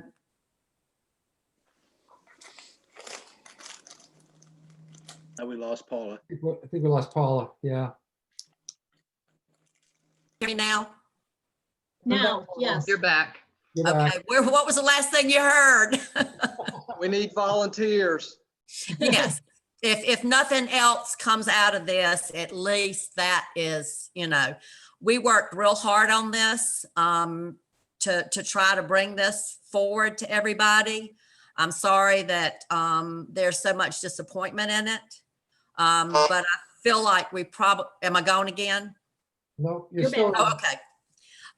We probably should, there's no way that we can do a amendment because we don't have enough time. You have to, you know, get things printed. You have to get 714 copies of things. You have to get them together and get them to the people, and then have time to vote before December and have it recorded before December 31st. And there's just not a time. So I don't see any other option but to no go. Okay, thank you, Paula. Okay, my turn. I've been on the board. Where's Val? Where is Val? This is Val. Val, where were you? Where is she? Down here at the bottom. I don't want to talk. Okay. Oh, okay.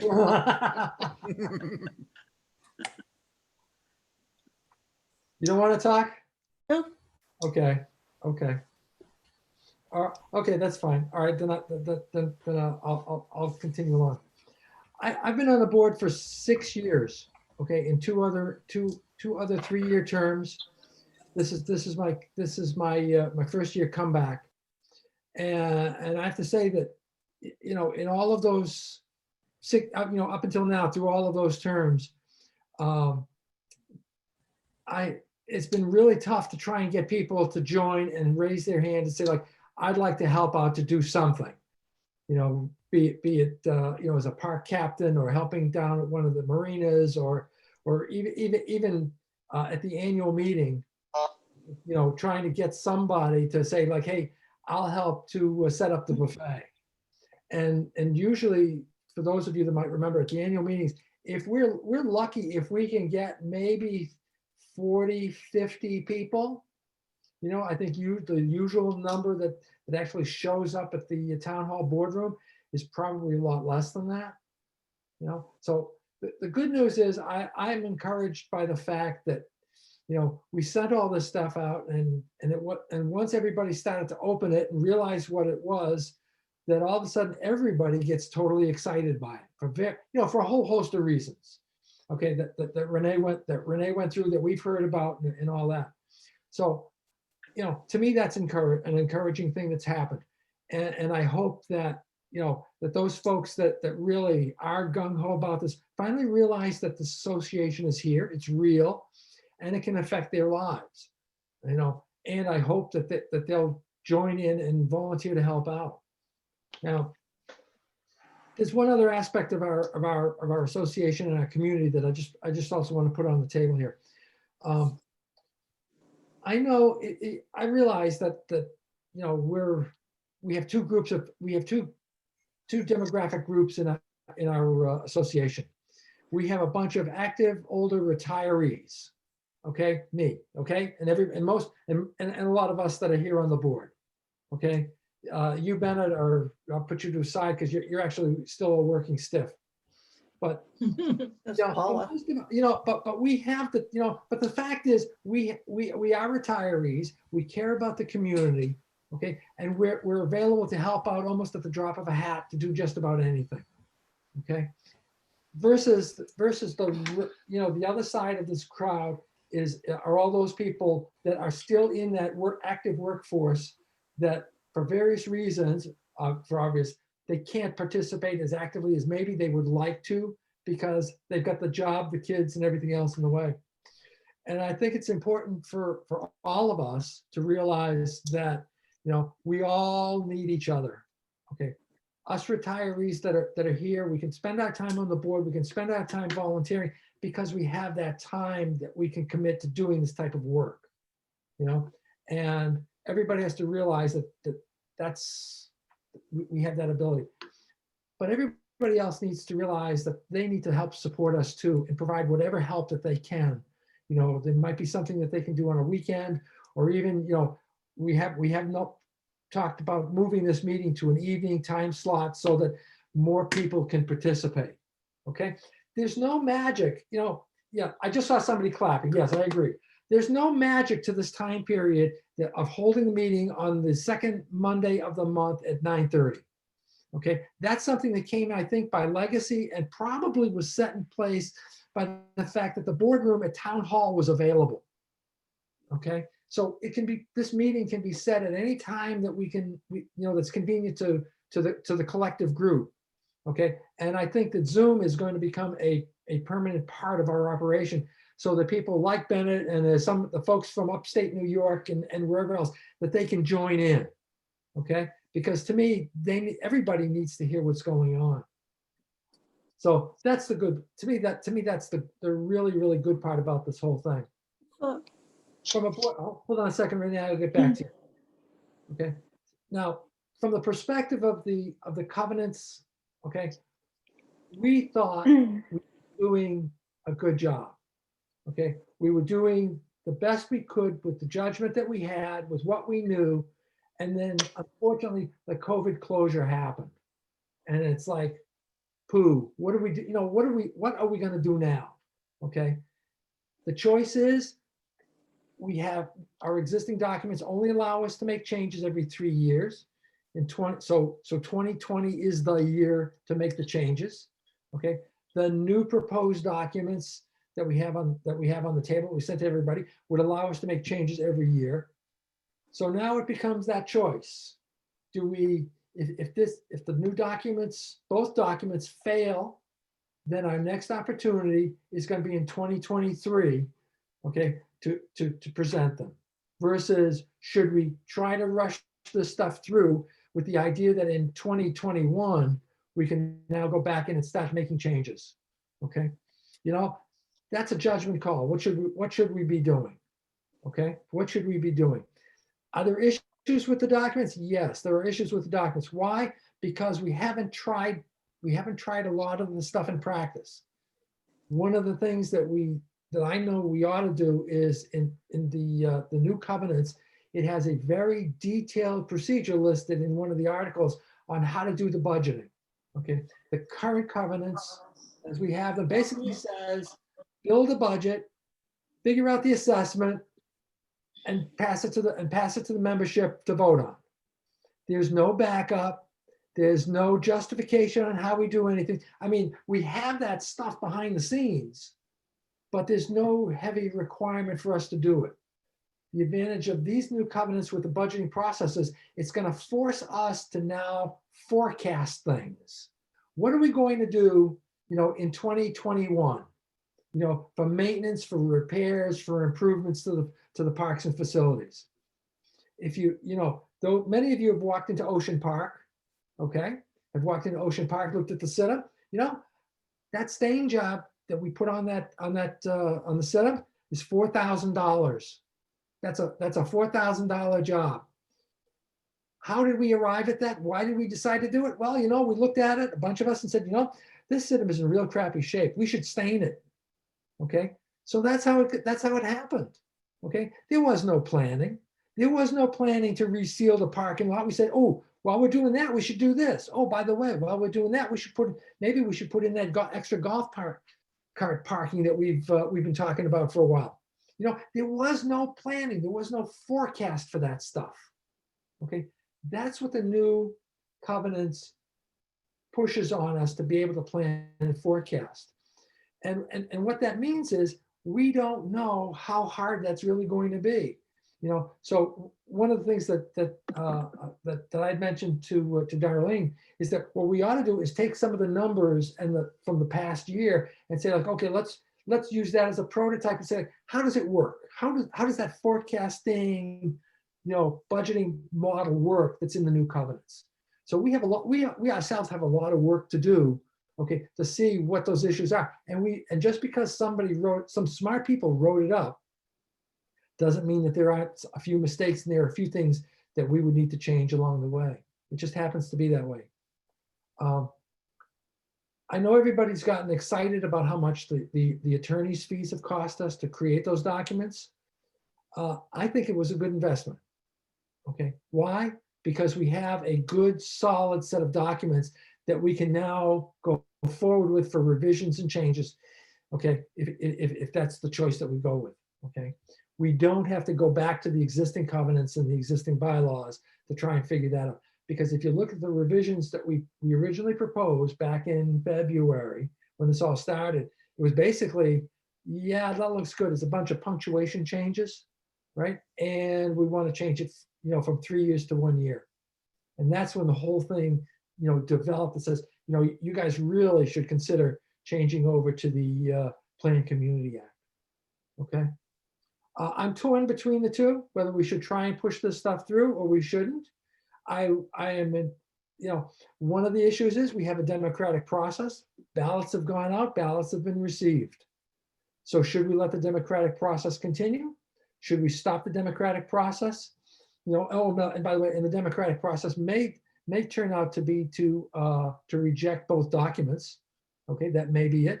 The democratic process may be to accept both documents. We don't know. The ballots aren't completed and they won't be in for another 2 weeks, thereabouts, right? So should we do that? Should we just tweak the whistle, everybody out of the pool? And then we have 3 years to take a look at these new documents and say, like, okay, what do we need to do to change them to make them work for everybody? Okay.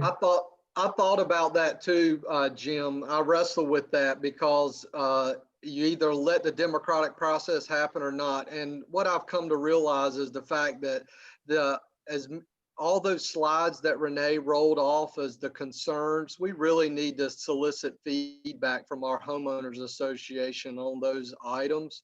And the time it takes to be able to really vet those. I wanted to say our year to try to solicit all that information back from our homeowners association so that we can craft these documents. I think even making our best effort, it'll probably take us a good 3 years working on this as a board to really vet these hot button items. The good thing about it is we don't need an attorney to modify our covenants and bylaws because we already have a working copy that we can use that to be able to help our homeowners to help us craft that correctly. Exactly, Bennett. That's why I'm saying to me, I look at that as a good investment because we have those documents that we can now go and change. Right. What I would hope that is if we decide to tweak the whistle and call timeout and stop the whole thing right here, is that right after, sometime after the first of the year, all right, we need to start to address all of the issues that everyone has mentioned. So like, okay, we don't like this, we need to fix that, the whole bit. So now it's going to be not the 9 of us, okay, doing that. That's right. We are going to have to get all these 92 other people that have joined and plus all the other people that complained that they couldn't get in, okay, we need to get them to raise their hands to say, I want to help out on this particular article and this particular thing, okay? We can't allow them to say, that's right. We killed this thing. We're going to go back to the way we used to do business and we're not going to worry about it. Because guess what? We're going to take the 3 documents.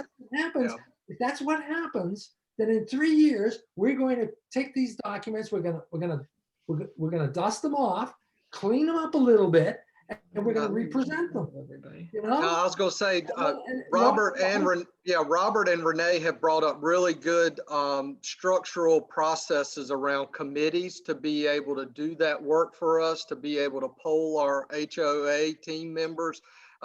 We as a board have a great opportunity over these 3 years to clean up the way we do business, and Robert's kind of hit on some of those. And so I think that's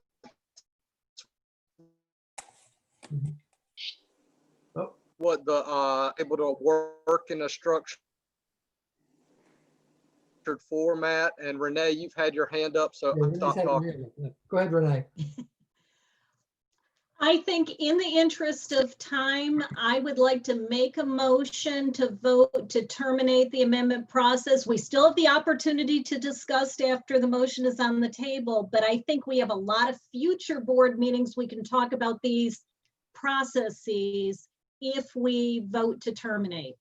Okay. Okay. I Renee- second the motion. Okay, wait a minute. All right, let me clarify. Renee, what is your motion, Renee? I move that we vote to terminate Okay, The process. the the process. process Okay, and withdraw all the or destroy all the ballots that were received. okay. All right. Sanchez second. Okay, Darlene is gonna second it. Okay. All right. Any further discussion? As a part of the motion, we're going to put up a formalized process of destroying the ballot so that nobody's going to open them and see who voted how, but we're going to destroy the ballots in a very formal process, and that is going to be a structured format around how we do that. I would like to amend my motion to incorporate a formal process to be determined to destroy them unopened. Yes. Yes. Okay. Did we destroy the ballots at the annual meeting? I'm sorry. Did somebody just say something? I didn't see who that was. No, I didn't either.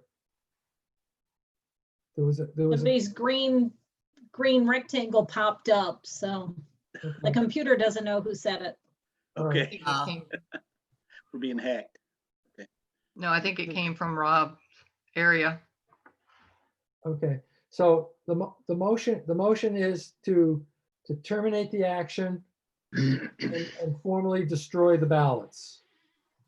Right? We do not have a process yet for handling the destruction of the ballots, but they will be destroyed unopened. Jim, just a point of interest. Do we normally destroy ballots after an election? That's a good question. I don't know. Don't we leave them in case somebody wants to audit? I thought they're kept in case someone wants to audit, but in this case, I think we're recommending, since we're terminating the process, no one needs to know who voted what. So, Right. Maybe Denise can shred the envelopes unopened. Correct. Right. Yeah, I would want everything shredded unopened. Right, I agree with that. right. Okay. Well, what we would need to do is to get somebody from the board to join with Denise. I can do that. Okay, can you do that, Val? Okay. Yeah, I'll do that. Okay. How do we handle ballots that continue to come in? We'll shred them as they come in. Yeah, shred them as they come in. I mean, you know, I don't know what else we can do.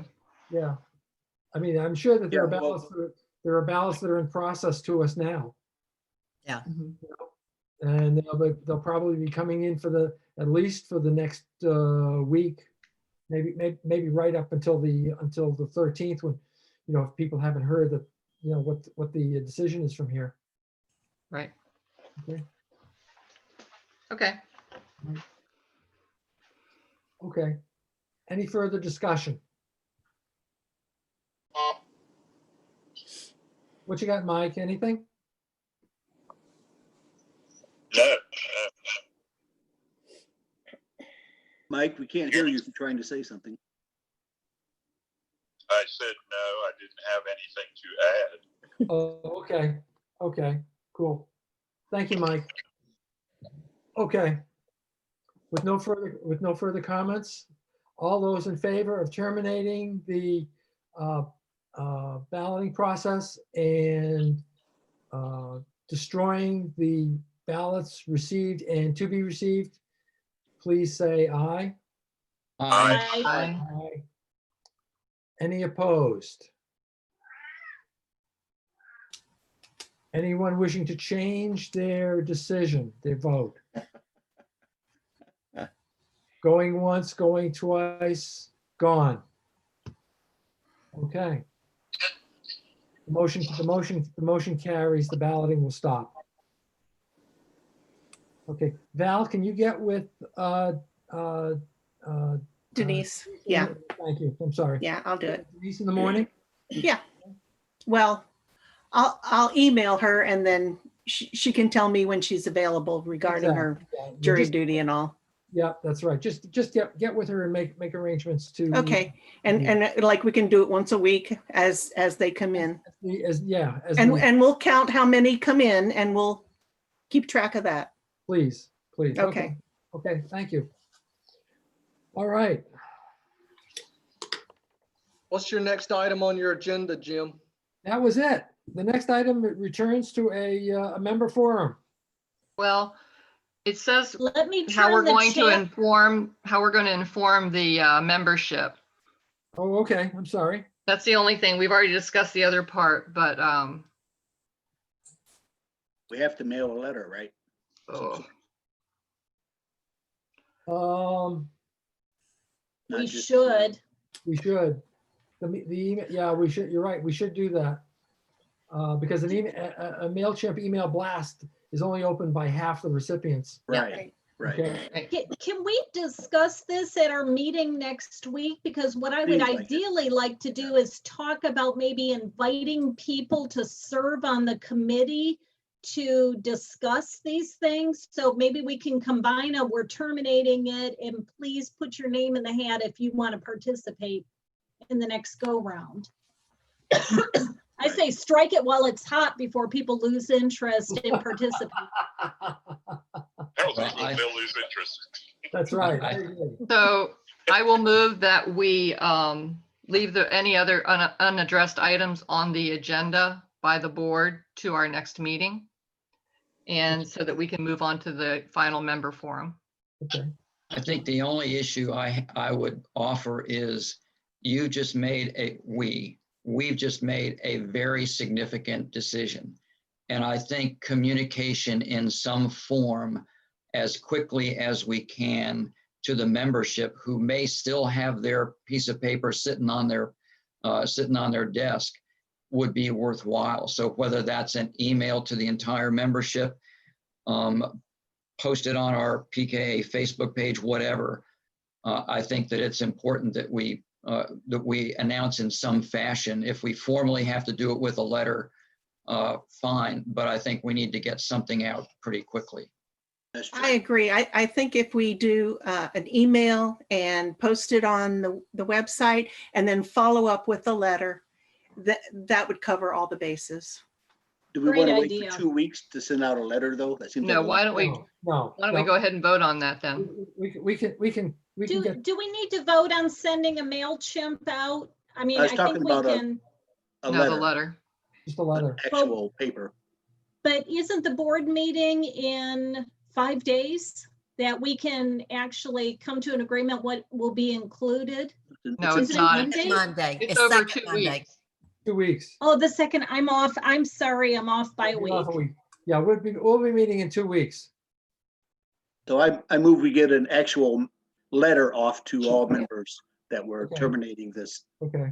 vote Yeah, we should be able, we should, as soon as possible. okay. Could we get like 2 people on a committee to feed information and make decisions of what should be in it so that we're not having, I mean, if we have a couple of people that we can count on to include maybe important things or solicit volunteers, instead of having to have it come back to the full board, I think we could empower those 2 people plus Denise.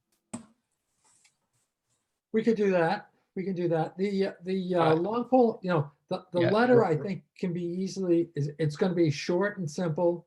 Yeah. At least I envision it being short. Right, Short, simple. right.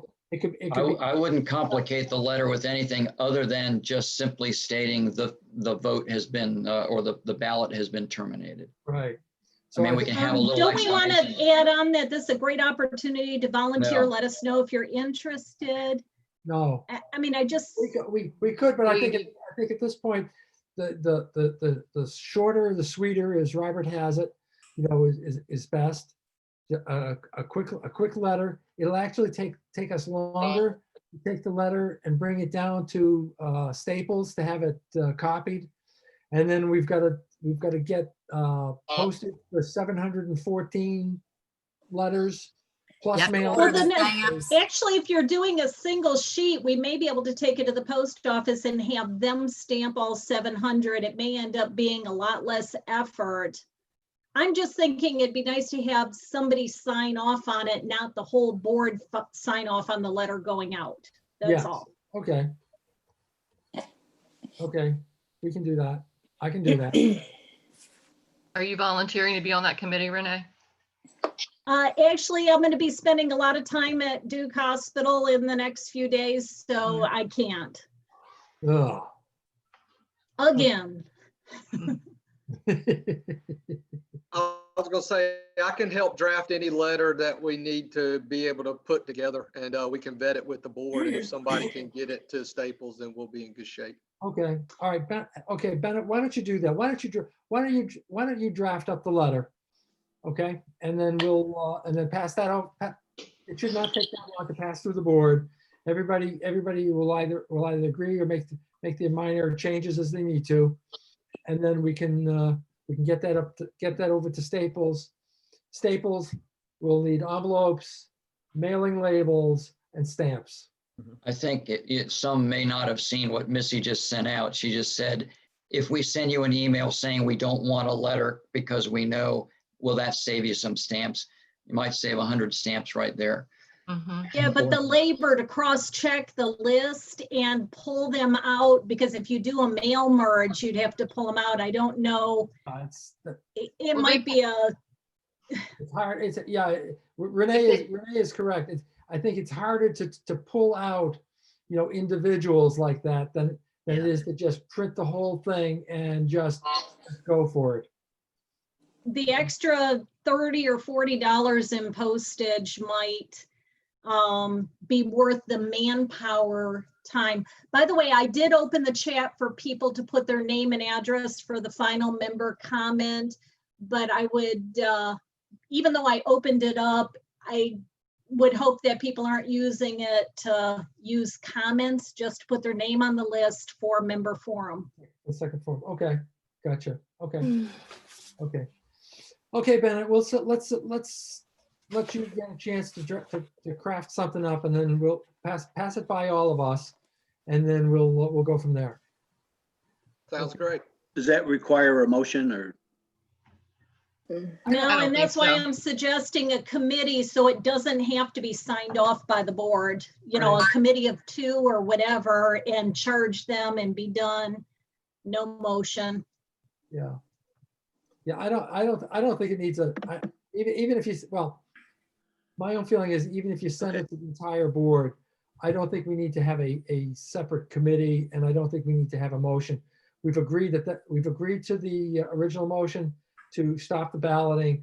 Yeah. We now just need to send something as a formal announcement to all of the homeowners. Right. To tell them that they've stopped. They can, if they haven't done their ballot, they can throw it away. You know, if they haven't thrown out the documents yet, they can throw the documents away unless they want to keep them for reference and use them because they want to join one of the committees that will be starting up later on in the year, later on next year, to start looking at the changes. I'd like to encourage people to keep those the covenants we gave them and write up, you know, write on there, look through them and write on there what they want. What the changes are. You sure? We can do that. Somehow it'd be a good way to get things written down and get some feedback to us. We can do that. I mean, I think it's going to be harder. You know, well, I'll tell you what. I should start to figure out how to do the process, but we should plan on right after the 1st of January starting up some committees to start hitting these hot button topics and getting people on board to work them. Right. Yeah, Jim, we've got a great infrastructure in place to start that process. Yes, we do. Yes, we do. I agree, Bennett. I agree. Okay, I am not seeing any new people signing up to speak.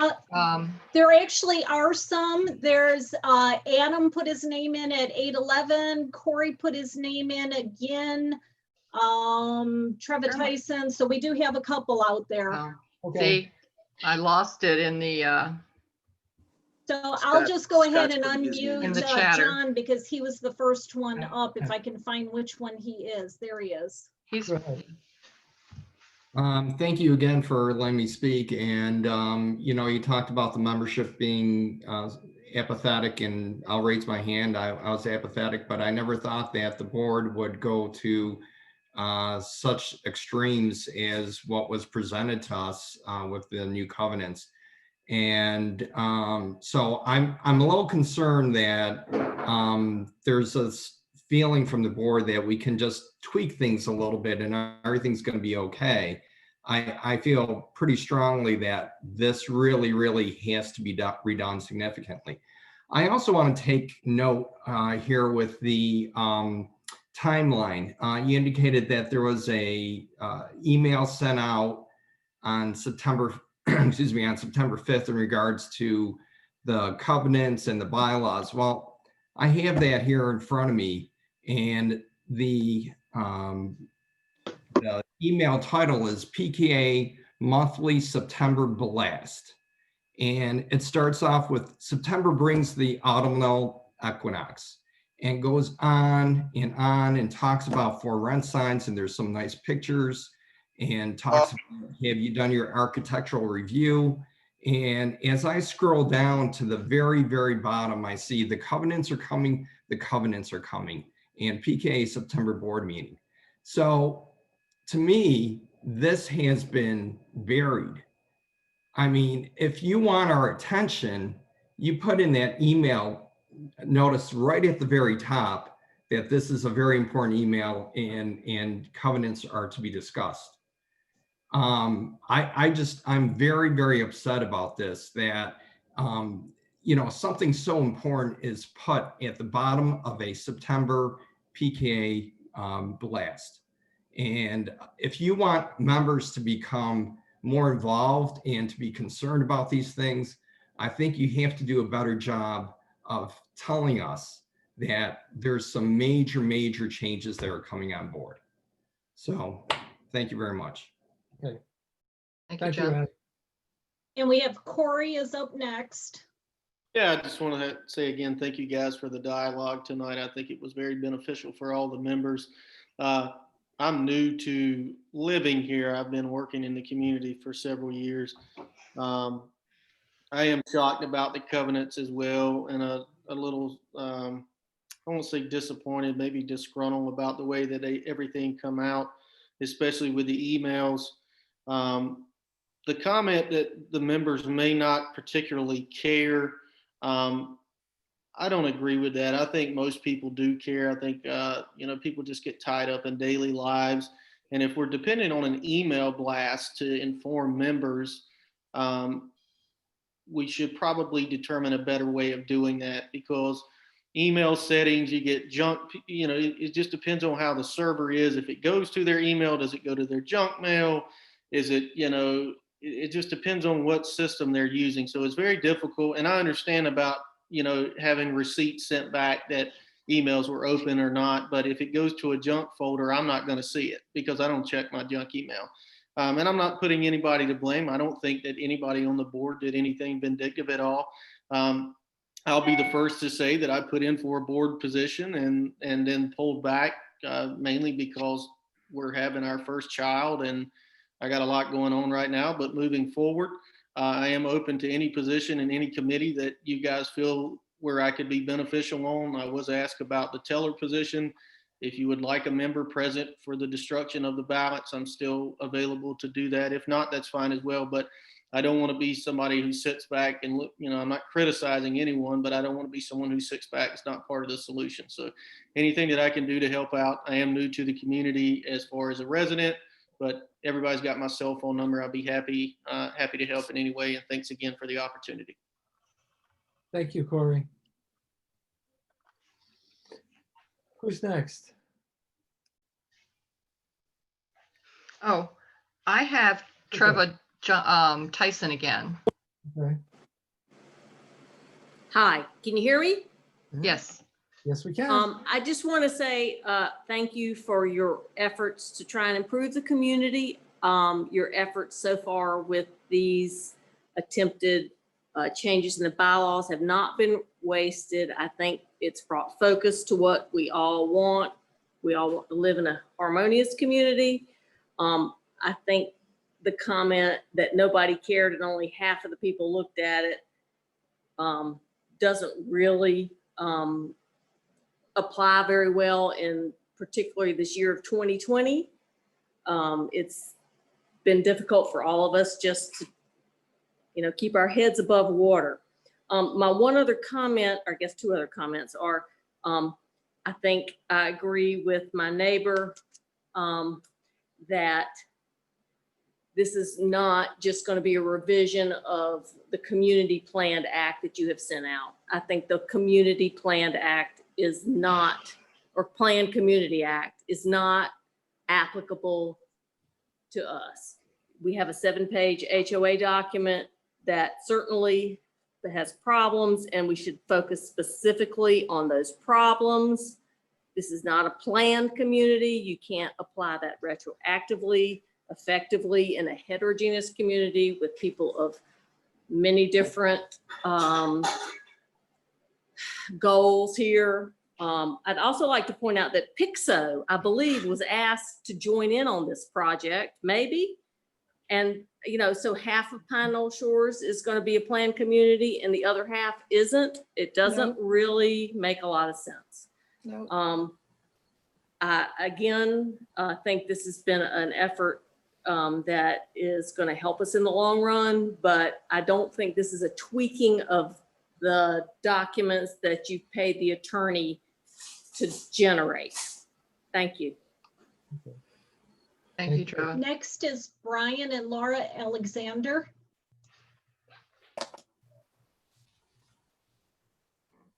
That wasn't too bad, was it? All right, there we go. I just can't find the unmute button. I think I've done enough Zooms to figure that out. We love our community. We love all y'all. The reason we love being here is because of the neighborhood we have. I think maintaining that is important. I don't think the lawyers did us any favors. I think the original 8-page document with tracing of when things were added and subtracted made a lot more sense to me. And it matched, the difference between the document in 2008 and 2017 was very minimal, as it should be, because it should be, we're a mature, stable community. We've had a town grow up next to us that's taken over a lot of the roles that a planned community would need a HOA to do. I don't think we need to replicate those things. So I really appreciate the work that you guys do. As Laura said, we were part of an HOA 1/10 this size, and the work involved in updating those covenants was incredible. And we know how hard that is. We greatly appreciate your efforts in doing that. I think we can start again and you get a committee together with the citizens and communicate it well.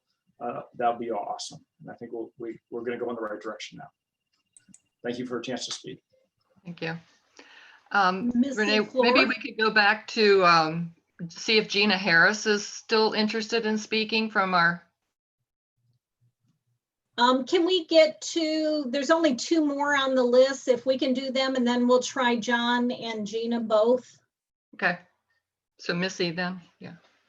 Hi, so I just wanted to, I wrote you guys a 4.5-page letter, and I'm not going to reiterate everything I said in that letter, but I would agree with a lot of people are stating in here, when it comes to operational matters, if people are used to small changes to the covenants and bylaws over, every 3 years, most people are, I don't want to say not interested, but they do trust the board has, the best interest in mind, and that there's small operational changes and that they're not changes to their rights or their property aesthetics and things of that nature, which really do affect them more than the operational changes to the board. So I think that I would recommend to the board that when you go to look at them again, there is probably some wording that you could use that the attorney drafted to make some of those changes to the language for the operational procedures.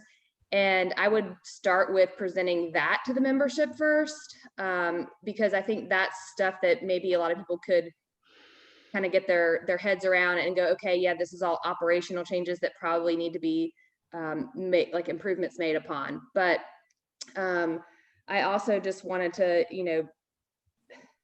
I guess, thank you guys for deciding tonight to terminate the vote, because I think that what the result of, approval going through would have been detrimental to the community. So I thank you guys for that. And I'm hesitant to volunteer because I know it's a lot of work, but if you guys do put a committee together to review the language, I would definitely be interested in helping you guys with that. Thank you.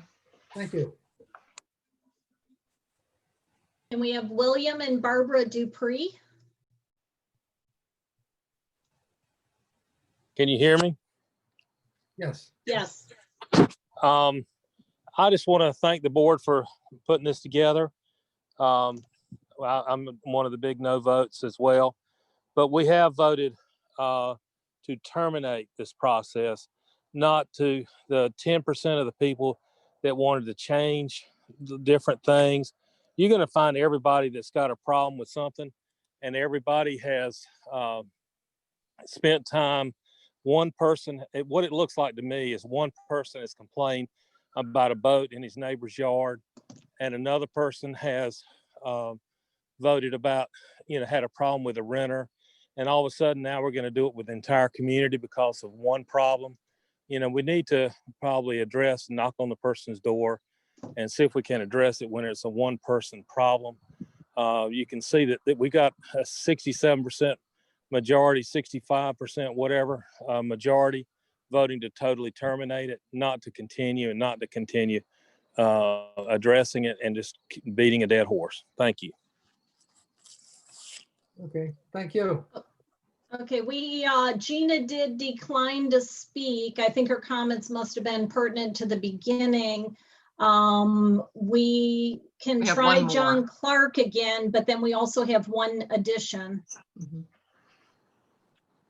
Let's see if we can get John on board. Listenable this time.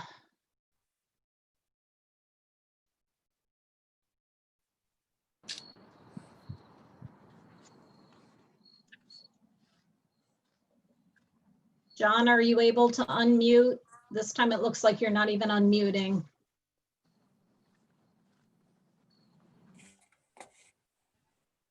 There we go. Can you talk?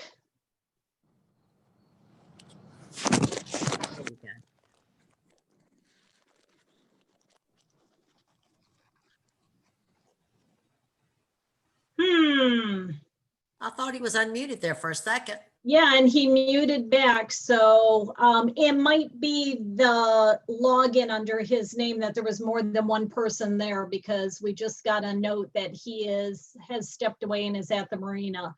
So let's move on to Eddie Stallings, and then we have Scott as our last speaker. Sorry. Let me get Eddie. You should be able to unmute. Okay, how about now? There you go. Okay, I'll be very brief. Thanks again for reconsidering the situation. It shouldn't have gotten to that point. It was as though we took something that wasn't broken and tried to fix it until it was broken. I hope we'll leave the covenants alone going forward. I understand your point, but I just don't see the pertinence in redoing it. So thanks again. And Scott, again, I'll reiterate, I appreciate everything you did. Thank you, folks. Thank you, Eddie. Okay, and then Scott, I think you wanted to be the last person. Hello. We can hear you. You got me? Okay. I'm going to start. I'm going to thank the board for listening to what the residents of the Pine Knoll Association had to say and reconsidering their position and voting to terminate this action. But foremost, is I want to thank all my neighbors and all the people I've met that I did not know in the past 3 weeks, who I got them to get engaged and who donated money to our cause, who gave me information about things I didn't know before. It was extremely helpful. I'm not the kind of guy who does this kind of thing, but it just made me mad. So moving forward from here, we are going to align and increase participation in the neighborhood and make changes that we all want. And that's really all I've got to say. Thank you for all the people I've met. Thank you for donations and your support and encouragement and helping me help you get involved and overturn this action. Thank you very much.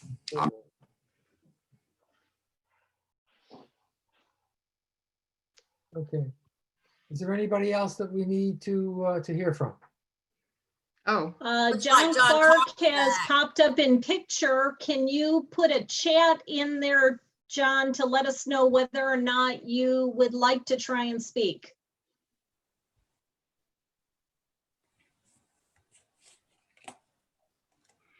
And John, if you turn off your video feed, it might buy you some bandwidth. There he is. Oh, No. Thumbs up, you want to speak. Thumbs down, you don't. Okay, okay, you don't. Okay. Okay, good. Then I guess, Jim, would you entertain a motion from me to adjourn?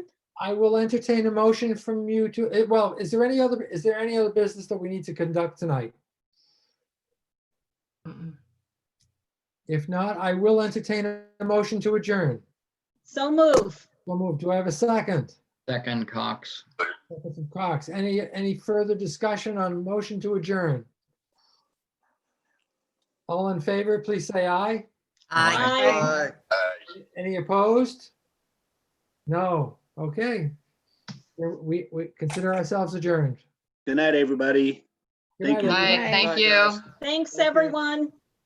Thank you.